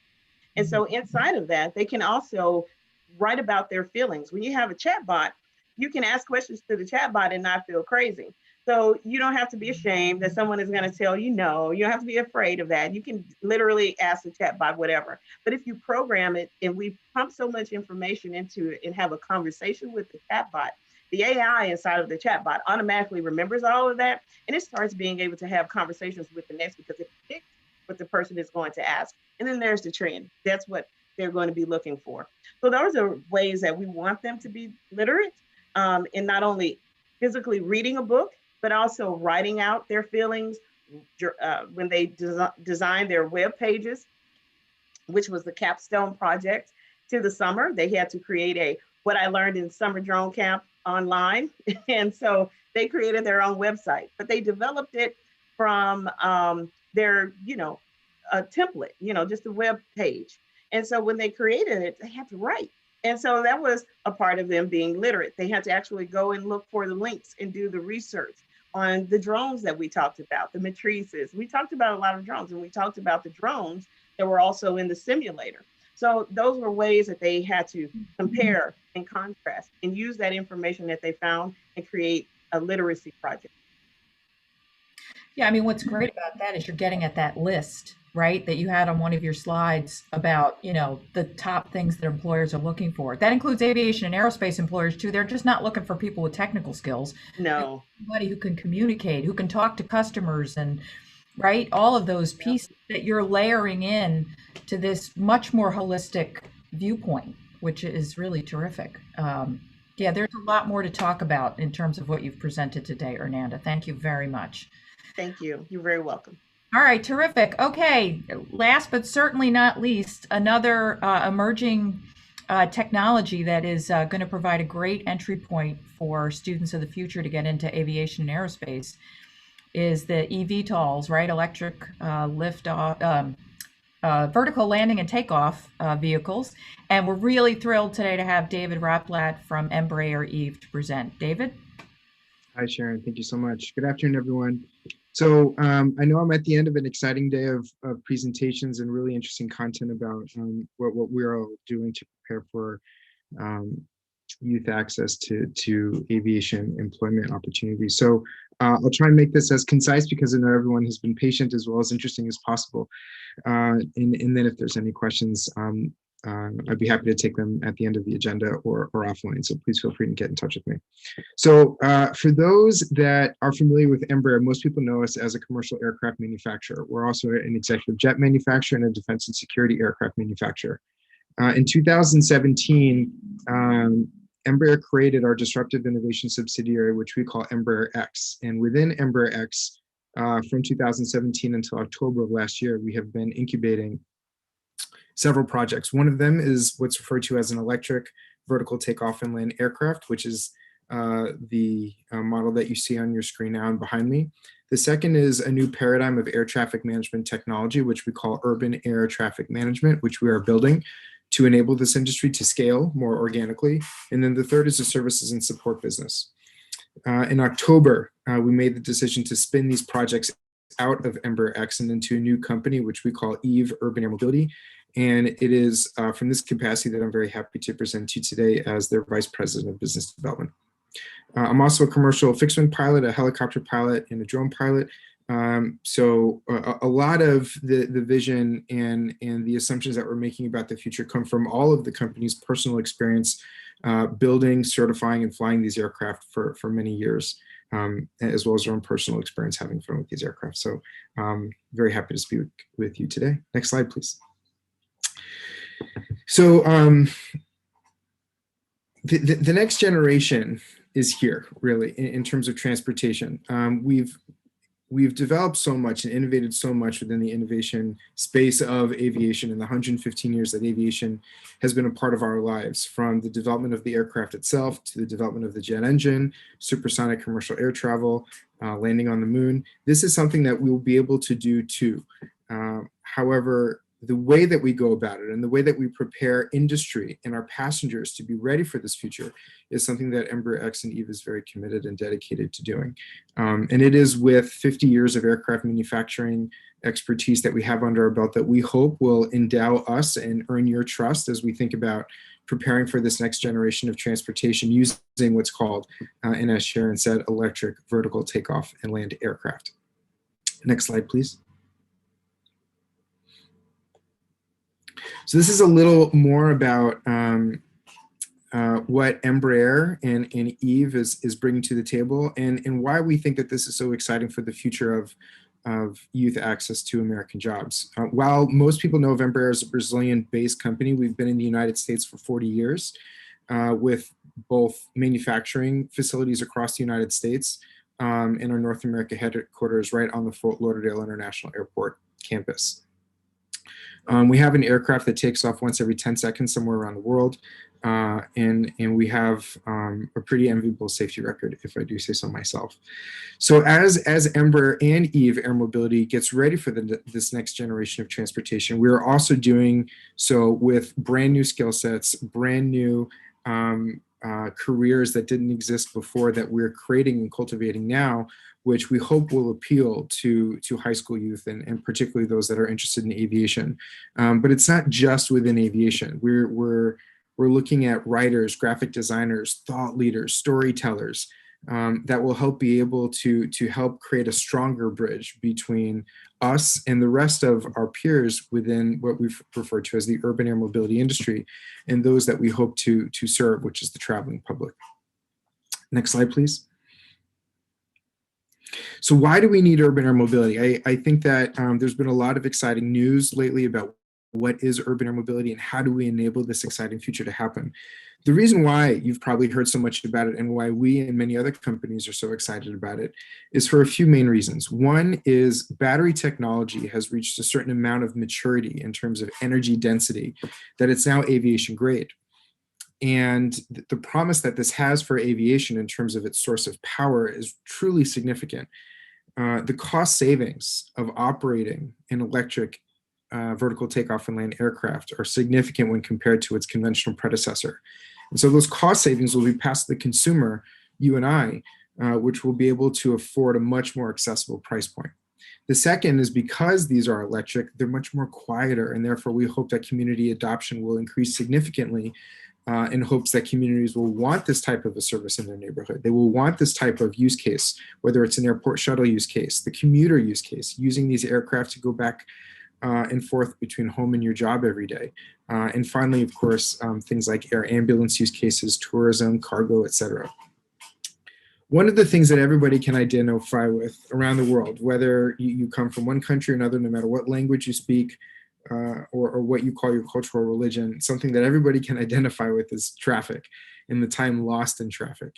And if we're able to provide an option, this isn't necessarily meant to disrupt any sort of existing mode of transportation, but if we can provide an option to a much more larger percentage of the population for using this type of technology, we think we will be able to combat things like traffic accidents, like giving you back more time in your day so that you can spend more time with your family or relax a little bit more before the flight so you're not rushing and stressed out.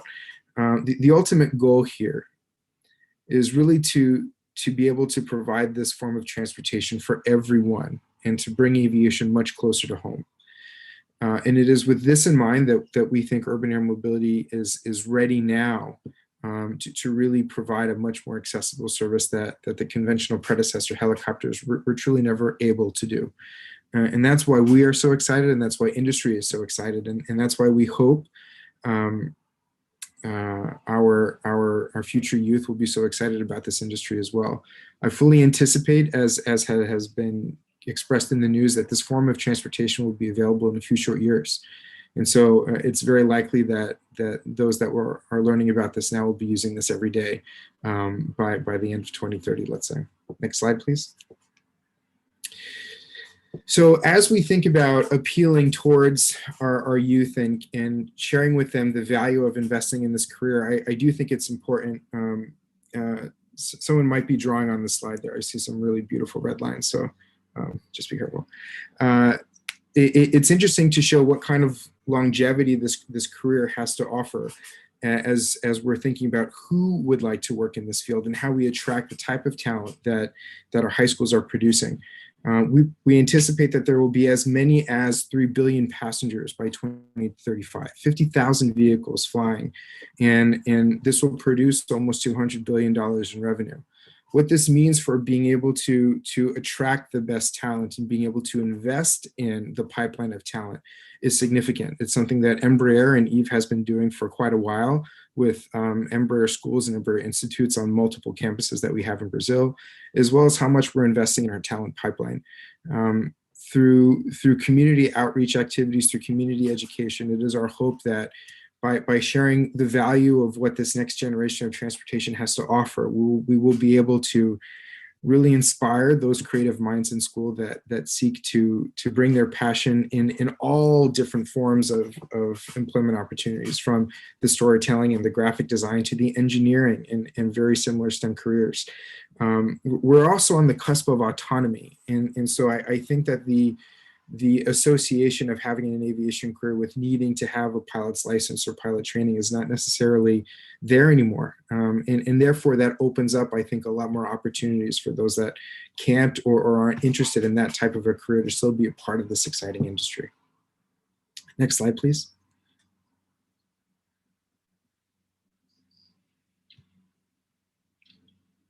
Did we lose the presentation, Sharon?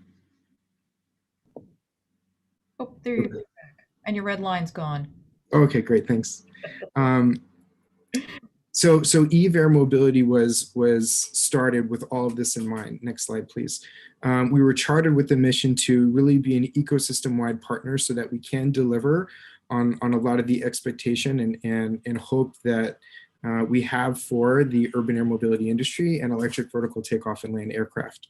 So thus far, after we were founded in October of 2020, we've already had scaled model test flights where a vehicle has been flying. We're registered in both the United States and Brazil, so we're just as much of an American company as we are a Brazilian company, and we look forward to full-scale model test flights later this year. So as we hope to attract that type of talent and that type of interest in a career in Eve, or more broadly speaking, in the urban air mobility industry, it's wonderful timing because a lot of these aircraft manufacturers and all members of the ecosystem are demonstrating their capability today, so that we can really get a sense of how real this is. It's not a speculative market, it's something that's happening right now. And in fact, there are multiple aircraft that are currently going through the certification process today in both the United States and in other countries. Next slide, please. So this demonstrates more broadly how Eve Air Mobility is positioning itself to be a true ecosystem partner. Aside from developing the vehicle, we're also creating the air traffic management and fleet operation technology and services that will enable this industry to scale. And finally, a support business where, by taking advantage of the existing install base that Embraer has through our service and support centers around the world, again, from operating for more than 5 decades, our ability to execute and support the industry is there from day one. Next slide, please. This is just an example that demonstrates where we have our local ability to execute in the Western and Eastern Hemisphere. And so if we have students that are interested in joining Eve and Embraer, but would like to be able to travel the world, or would like to perhaps live elsewhere or go home, a career with Eve is never too far away, we would like to think. Next slide, please. So this is a little bit more about our vehicle, and for the STEM careers and for those that are interested in being a part of the vehicle development process, as well as the community engagement and the design drivers that we're creating. These are all positions that we're hiring for and recruiting for right now. And naturally, the first generation of these careers and jobs will learn a lot that we can pass on to those youth by the time they're ready to be employed with Eve. But some of those career paths really dovetail into this image, which talks about the engineering of the vehicle. So we have a 4+1 configuration, meaning 4 passengers plus 1 pilot. As soon as we're ready to remove the pilot when the regulator says it's safe to do so, and we anticipate that that will be a country by country decision, we will now be able to share the cost of the flight instead of 4 people, now with 5 people. And again, because we won't have the pilot on board, again, when the regulator says it's safe to do so, we'll now be really seeing an exponential reduction in the cost of operating the vehicle, because the pilot, after all, is one of the most expensive aspects of operation. We'll really start to see the price point continue to drop, and therefore we expect more people will want to experience and have access to this type of technology. It is designed to fly as far as 100 kilometers before it needs to charge, and we anticipate that some of the use cases, again, will be the passenger use case focusing on the airport shuttle tourism, and the commuter use case. Next slide, please. This is just one more example of what is being done to advance the industry of urban air mobility all around the world. This is not necessarily a niche industry. In fact, it's something that every major continent and every major aviation regulator, airport authorities, et cetera, are investing in. Eve Air Mobility just finished a collaboration partnering with Australia, where we released the concept of operation for how we can scale urban air mobility in that country. We're currently engaged in the UK by connecting London City and London Heathrow Airport through the development of eVTOL specific routes and procedures together with the UK aviation regulator.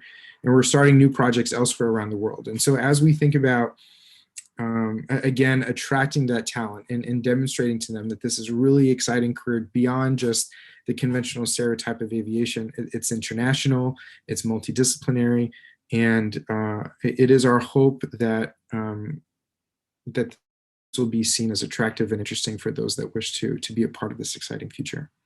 So I'll stop there because I would love to save time for some questions. I know I ran through that very quickly, but the best part of any presentation is the conversation that follows.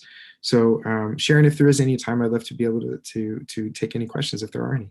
Yeah, terrific. So I'm dating myself, but my favorite cartoon was the Jetsons, and the Jetsons have arrived, right? This is so much fun. You know, are you seeing any workforce demand challenges yet? Do you anticipate as a company where those spots are going to be in terms of where do you need people? Absolutely. I think that there is going to be an extremely high need in battery technology, material chemistry, material sciences. We're going to need people that really understand how the linchpin of this entire industry can grow, to how it can be matured, how it can be further developed so that these vehicles can fly farther, can fly faster, can carry more payload. The unfortunate, or I should say, the safe compromise that we always have to make every day in aviation is how much energy do we take with us in terms of fuel versus how much payload in terms of passengers. And that is always, you know, a tough business model that we make. The more that we give ourselves fuel, the less payload we can take. And so that's particularly true with battery technology. Every pound on that aircraft means one less pound for a passenger. And this industry, I think, is absolutely relying on the assumption that battery technology will continue to mature as it has, so that it can continue to provide that efficiency that we need to extract out of the operation, so that we can really provide a much more cost-effective and therefore accessible form of transportation that will create a brand new market for urban air mobility vehicles and not using helicopters. And so we certainly hope that there is an interest and a passion for investing in this type of technology, because it means everything for this industry's ability to grow. Beyond that, I think that one thing that the aviation industry continues to struggle with is the ability to partner with communities. And we need people that understand how to liaise with our community airports and the communities that surround those community airports. So we increase the desire to partner with aviation instead of want to fight it. I'm troubled by continued trends that we see with the closure of Santa Monica Airport north of LAX, and how other airports, Mixfield in Chicago, and other airports close because communities just don't like the airports, but we forget what value those airports brought to that community that caused the community to go around the airport in the first place. And so I think we need better liaisons. We need more liaisons. We need to be able to be more successful at figuring out how to update and adapt that value proposition and that community benefit, so that we're getting pulled instead of us pushing. And I think if we can find more of that, this industry will truly be successful in its ability to find new partners in the community. Off the top of my head, Sharon, I think that those are perhaps the two most important things. Yeah. Again, we've accomplished so much in 115 years in aviation. This will be done technically too, but what we can't necessarily control is how much community will want to adopt this, and we could probably use the most help there. Yeah. Well, and one of the places that we have not really spent much time on as a task force that we probably should is the whole notion of sustainability in aviation, right? So, you know, your eVTOLs are going to be, you know, quieter, using less, you know, they're not going to use jet fuel.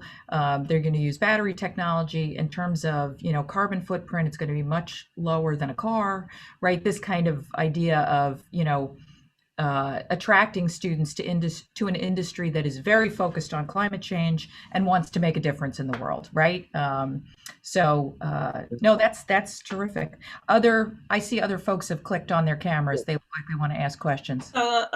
David, thank you so much for an excellent presentation. I am literally like super excited. And Sharon, my favorite cartoon was actually was Tom and Jerry, but Jetsons was a close second. So, and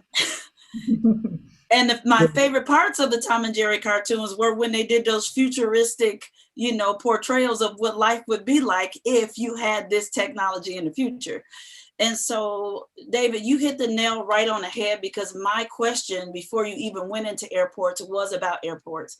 A lot of people know me, and I have become recognized the nation over for my for my work with youth advocacy and aviation career pipeline development. But my passion, and I spent 11 years as a professional airport planner and an environmental airport planner for one of the leading aviation consultancies in the world. And one of the things that I wanted to ask you about from an environmental planning perspective is, what do you guys envision the point-to-point experience looking like for the customers? Are you looking at targeting and working with private airports, small airports, FBOs?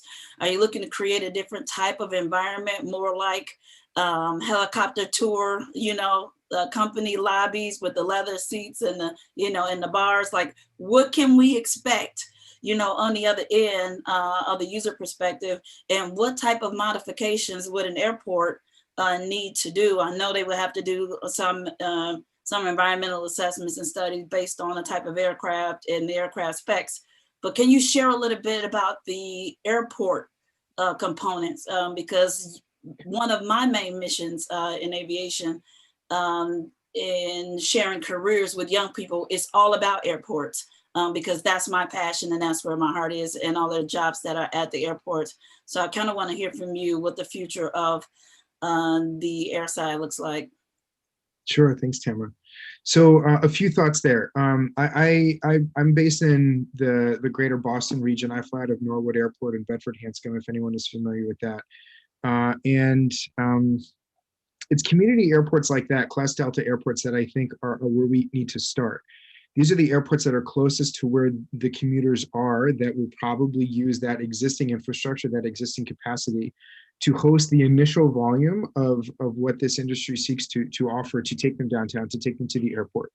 And what's somewhat ironic about how our first steps are looking like playing themselves out is, it's those surrounding communities that we seek to go after, that we seek to bring on board, are also the most sensitive to aviation operations. They're the ones that perhaps tend to have more complaints than others because of their proximity to the airport. So the good news is, at least these airports stand to be receiving aircraft that have a much more friendly footprint from a noise profile perspective, significant reduction in decibels, and much more favorable pitch. So it's not just the overall amount of noise, but it's the type of noise. every aircraft will have a different noise profile based on how that aircraft is designed to fly. But what I've been saying in my personal experience flying out of community airports throughout the United States, from Palo Alto and Santa Monica to Greater Houston and San Angelo and in Boston and Miami, is the United States has one of the greatest general aviation communities in the whole world. Our general aviation infrastructure is amazing, and we need to take advantage of that in order to give the urban air mobility industry a head start. How we then look at brownfield projects like mall rooftops, parking garage rooftops to support additional capacity needs is something we can look at. But I think that how we liaise with airports, and perhaps we can use the AOPA regional representatives for something like that, is going to be the very first thing that we need to do. We also need to make sure that we can bring grid access to the airports so that we can charge these eVTOLs with the amount of electric output that we will need, especially during peak travel times, so commuting times, and when the international airports usually have their push in the evening for wherever they're going. Logan has it from like 9 p.m. to 2 a.m. For example. So how do we work with the local utility companies to make sure that we can provide that type of energy when it's needed? How do we make sure that these community airports are amenable to receiving urban air mobility operations and eVTOL operations? How do we work with the FBOs so that we don't need to create new construction to want to be able to partner with this?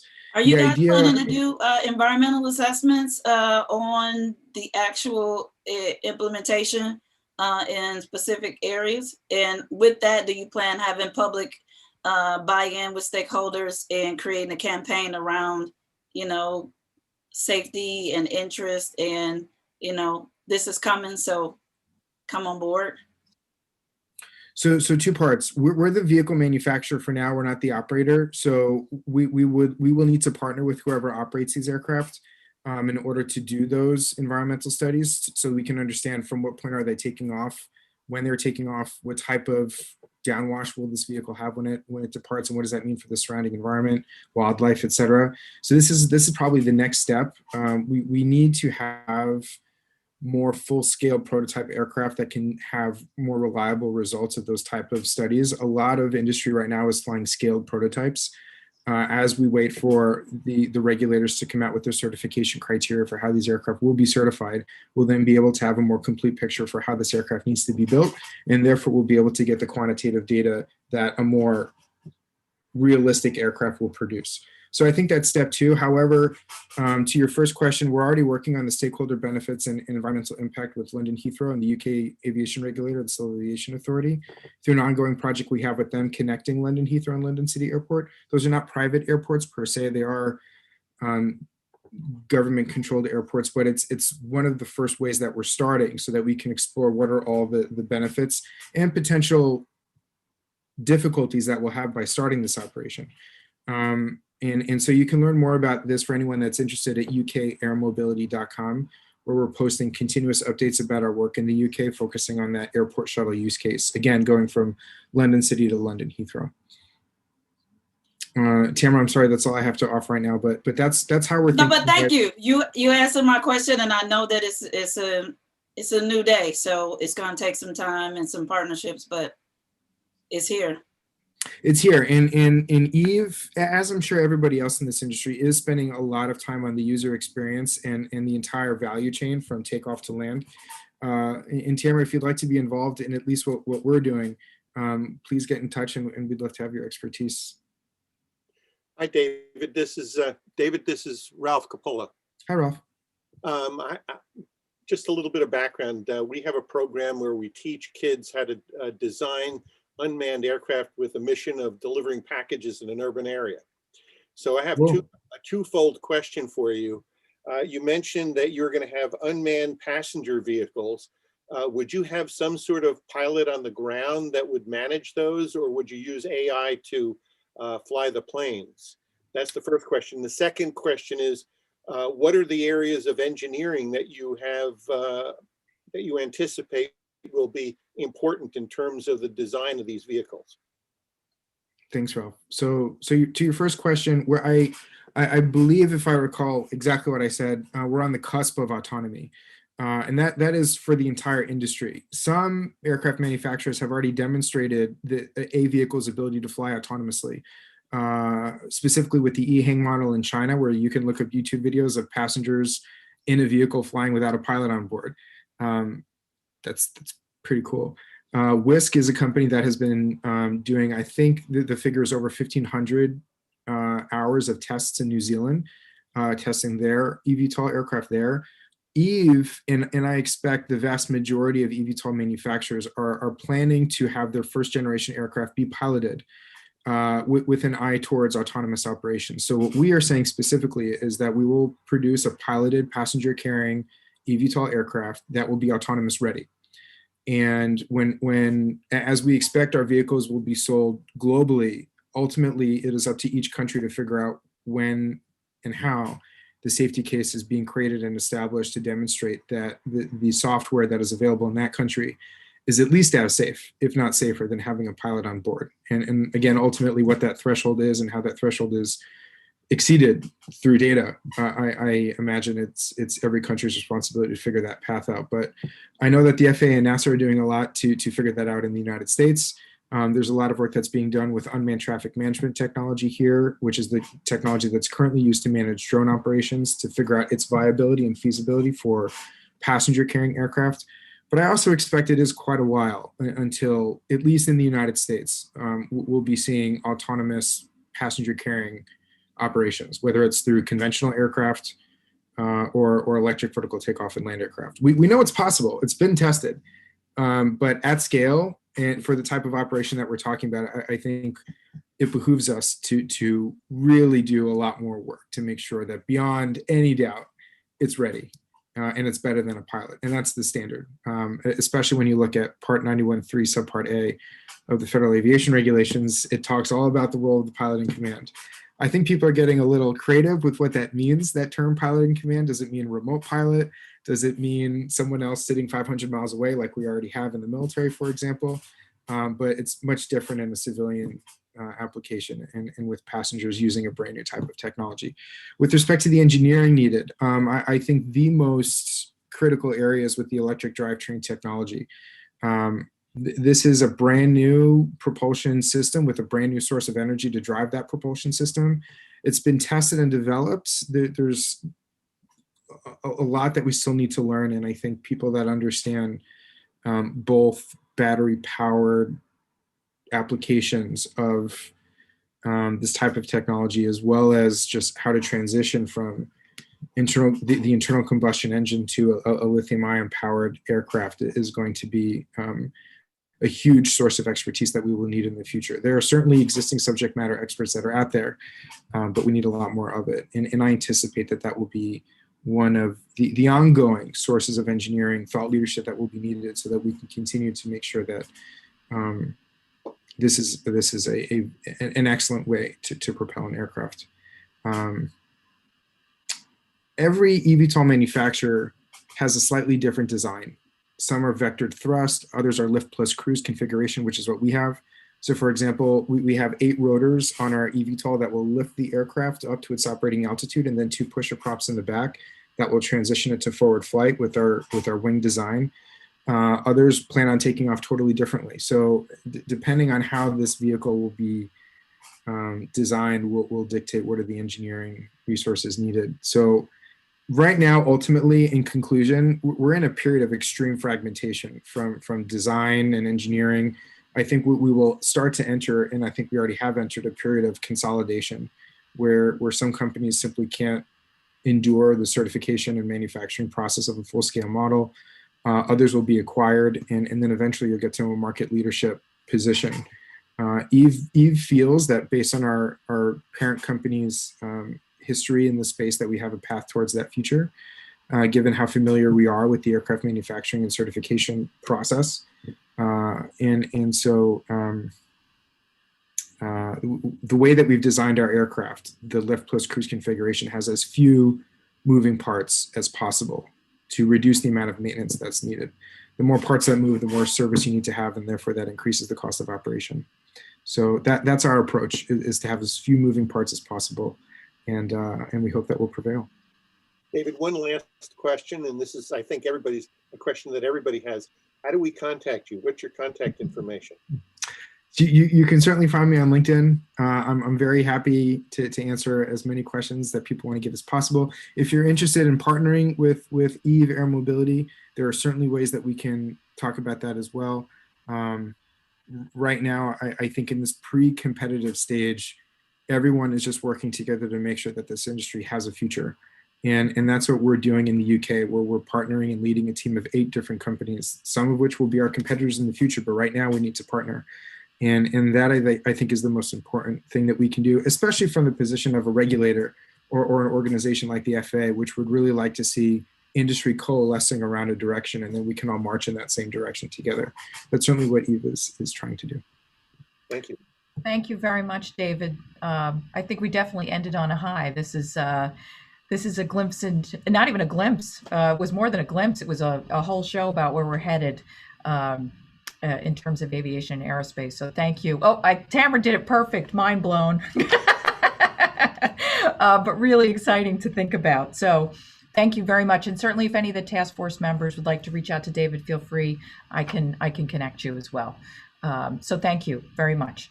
All right, we are running very far behind schedule. I apologize for that, but I think the conversation has been so good, and I am never one to try to stop it too early. We're going to take a 5-minute break so I can run down the hallway to go to the bathroom, and then we will just talk about action items and do a couple of housekeeping items, and then we should be able to finish up. So be back at 3:20, please.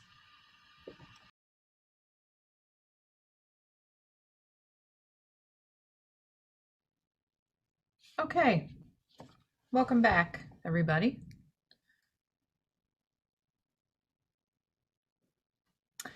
So before we have a bit of an open discussion and go through some action items, I just need to read a public speaker statement.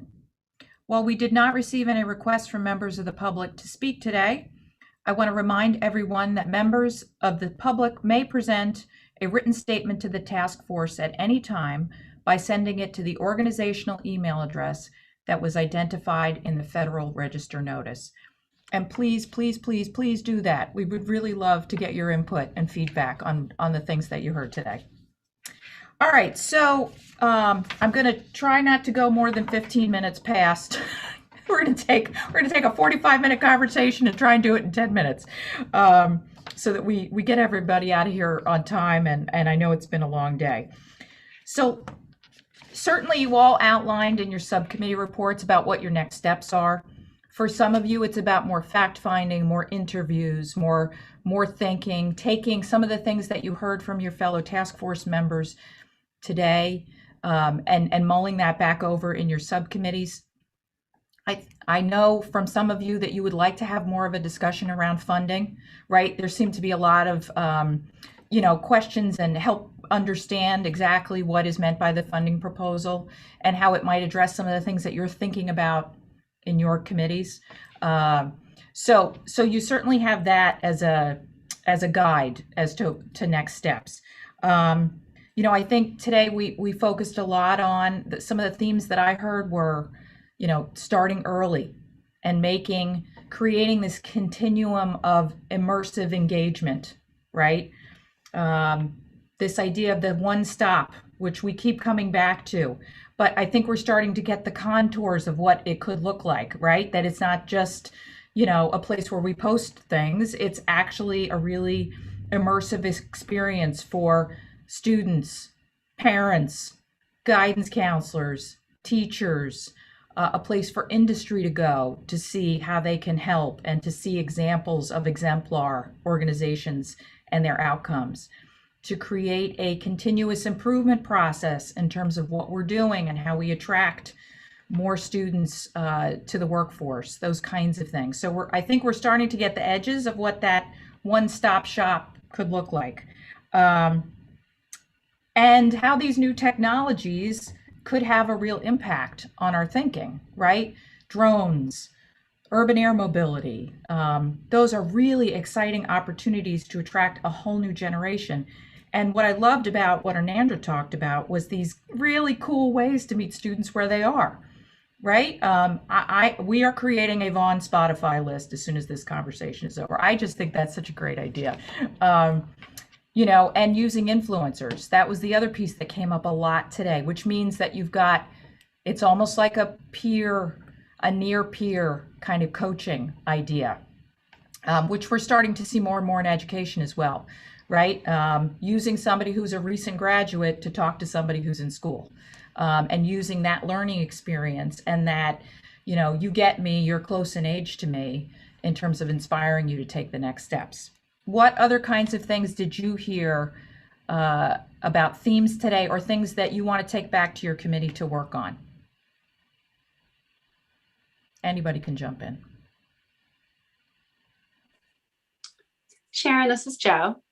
I definitely heard a theme from our guest speakers as well as all the committees about the need for the communication strategy. So not just what we're building, but how do we share that good message and keep it fresh and in the forefront and reaching all the right channels, not just one channel. So we have a lot to learn there.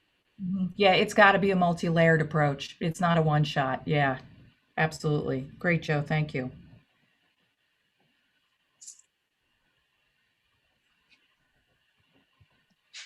Sharon, tracking students was another big theme that came up several times. Yeah, absolutely. Yeah, because we want that good outcomes data. We want to know what works and what doesn't. And we're not going to be able to do that without tracking.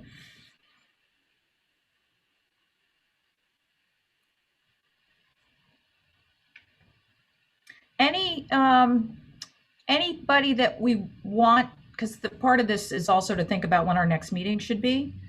Anybody have a group that they think we haven't heard from yet that we need to hear from? Right? We've heard from emerging technologies. We've heard from groups that specifically cater to underserved. I'm happy to have many more of those. I don't know that we always understand. We should have Tamara do a whole presentation to make sure that we really understand, what makes for a successful program, right? And the elements that we should think of. But are there are a couple that I know of, and I would make some recommendations. One of them would probably be the Tuskegee Airmen chapter. Mm-hmm. I think at this point in the game, we really are looking at passing the torch, right, to a new generation of aviators. Mm-hmm. And as we look at what does, the effects of social justice, as Catherine Creedy mentioned in her presentation, we have been talking about social justice in aviation and mm-hmm. what that looks like, and having more conversation, not just about how we can create a more diverse industry, but let's have a real conversation and dialogue about why the industry isn't diverse in the first place. Mm-hmm. Because I think, it's putting a Band-Aid on some conversations that we really need to have around discriminatory practices that's happening in HR, in boardrooms, at universities. And to Ryan's point earlier, those kids that just don't have the GPA maybe, or they're just so close. Well, the weed out rate for minorities and girls are almost 6 times higher than those of their white male counterparts. Mm-hmm. And so we really have to look at why there aren't women and minority women that are flight instructors, that are aircraft mechanic instructors, that are, airport managers, airport executives. I was always the only, and there's a lot of people that are the only. And I think we have to start having hard conversations, not just about bringing more Black people in and bring more, women in. Why have we been left out of the industry for 115 years? And what are we going to be intentional about as we move forward? And that's a really hard question to ask. But social justice doesn't just end with police brutality, and it doesn't just end with housing discrimination. It is across the board at universities, elementary schools, and academia. And I think we can take it on, as a family, as aviation family. And maybe we have to have these hard conversations as a sidebar before we have a public meeting, but they do need to happen. And they need to happen in a way that when we come and bring the new faces into the industry, they won't feel the way that I felt. Mm-hmm. Absolutely. Yeah, and building on that, Sharon, maybe just spitballing and building off of Tamara's points, maybe our next public meeting with some prep done beforehand is more of a challenge ourselves type of venue, right? So, I mean, inclusivity and diversity is a really key one, and a really, really, one to be tread with carefully and to be dealt with carefully. But I think we also should seek out presentations from non-aviation sources. Let's get some non-aviation industry successes to come and beat us up a little bit about how much better we could be, and look outside of our borders a little bit. We almost could build a whole agenda around kind of, we've spent some incisive meetings talking about the great stuff in aviation and how we can build on it and do better. Let's sit down and spend, 5 hours talking about who's better than us and all the ways we need to be much, much better. Yeah, I think that's a great point. I think if we can learn from some other industries in terms of what they've been able to do and apply some of those best practices to us. And Tamara, I completely agree that we need to have that broader conversation about, because it has an impact on the whole pipeline. If we can't get students at an early age, we're never going to get them at the end, right? Which is why the numbers stay stuck. Less than 2% of maintenance technicians are Black women, right? Less than 4% are pilot. I mean, it's just that, and the numbers haven't moved. In fact, they've gotten worse. And studies have shown, to the community, the subcommittee that spoke about access.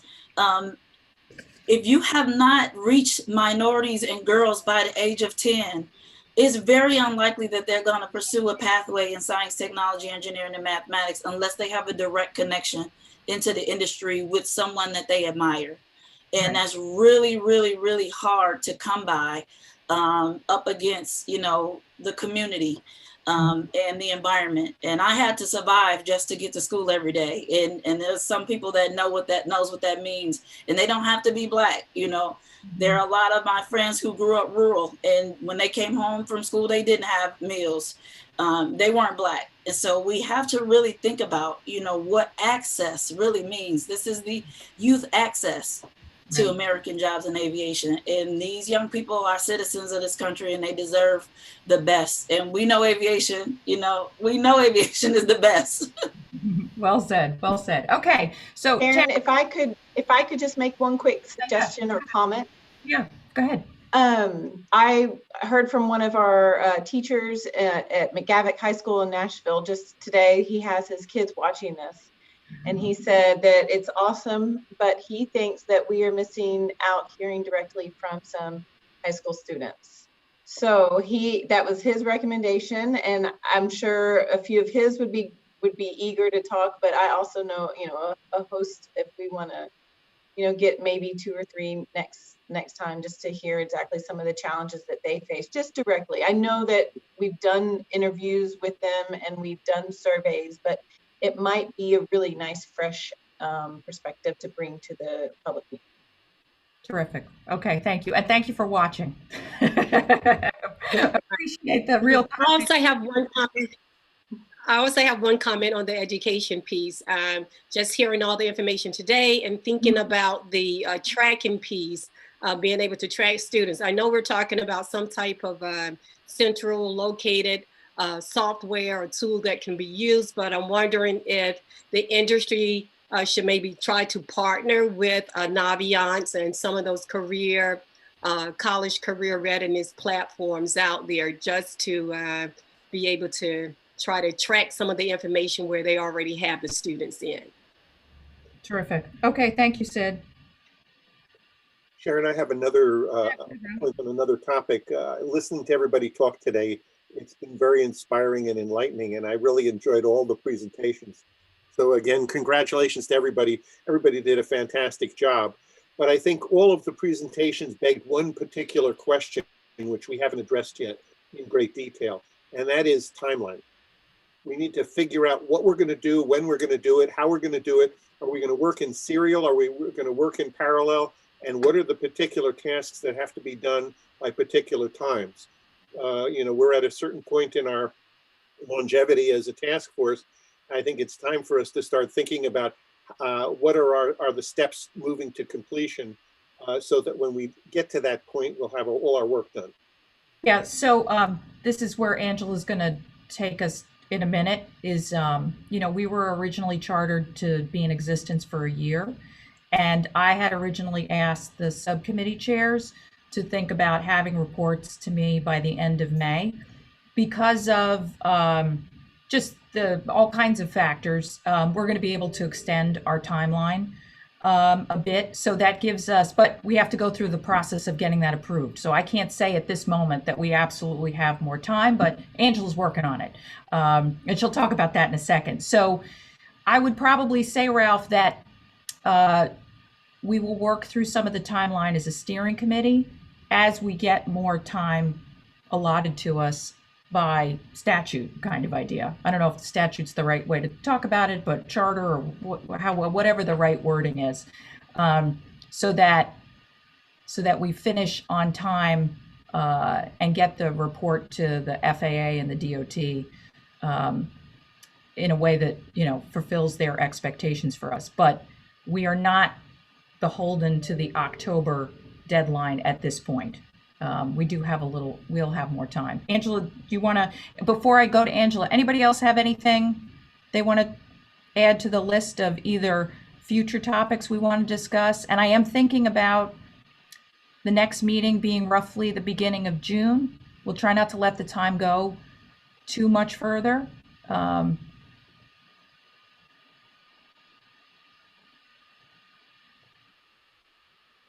Okay. All right, Angela, why don't you take, so we'll work through the next public meeting being the beginning of June. Okay. Okay, so thank you, Sharon. So what I did want to let everyone know that the current charter that we have for the task force, that it does expire in October 2021. So we are already in the process of extending that. We are in the process of updating it, and it's typically renewed for 2 years. And so we hope to get that done and approved by DOT for the charter to be pushed out for an additional 2 years. Now, in terms of a deadline, when you look at the fact that the statute, we've already missed the actual deadline that was in the statute. So what the task force really has to do now is figure out what is a realistic time frame for when they will complete their task.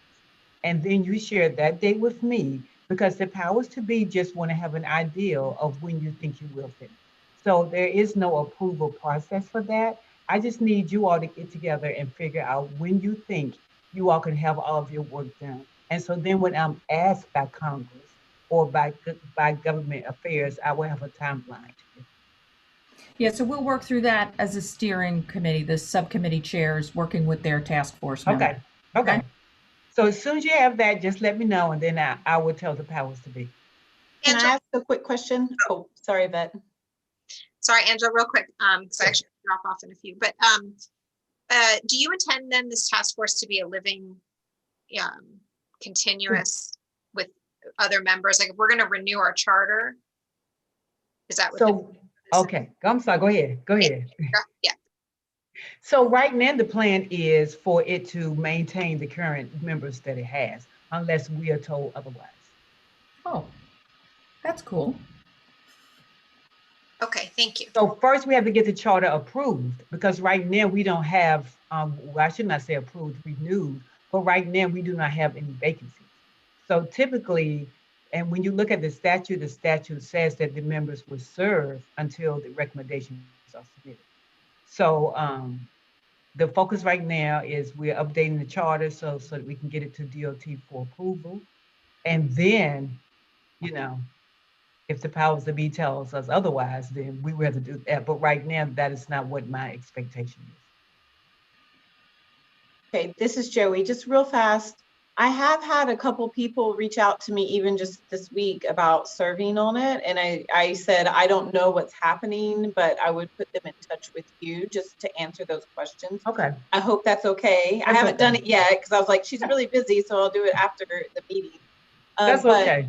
But I do think that having an opportunity to have new people on the task force would be really great and serve, serve a great, purpose for what we're trying to achieve. So we will probably get more direction on that when the charter actually is submitted to DOT, because they are the ones that would give us the direction. Okay, well, I'm still gonna put them in touch with you, Miss Angela. Okay, that's fine. Anyone else? Okay. Go ahead, Angela. No, I was just gonna say if there aren't any other questions, that's it for me. Okay. All right. This concludes our meeting for today. Thank you all so much for your participation. I'm shocked it's only 3:38, given how behind we got. But that's because, we gave up breaks and half our lunchtime. But I thought it was a really terrific meeting. And again, thank you to all of the FAA support that we've received over the last several months, and particularly for this meeting as well. And to the task force members, thank you very much. Please keep up the incredible work that you're doing. And looking forward to the subcommittee chairs meeting in the steering committee in April. All right. Thank you, everybody. Thank you. Thanks, everybody. Have a good day. Thank you.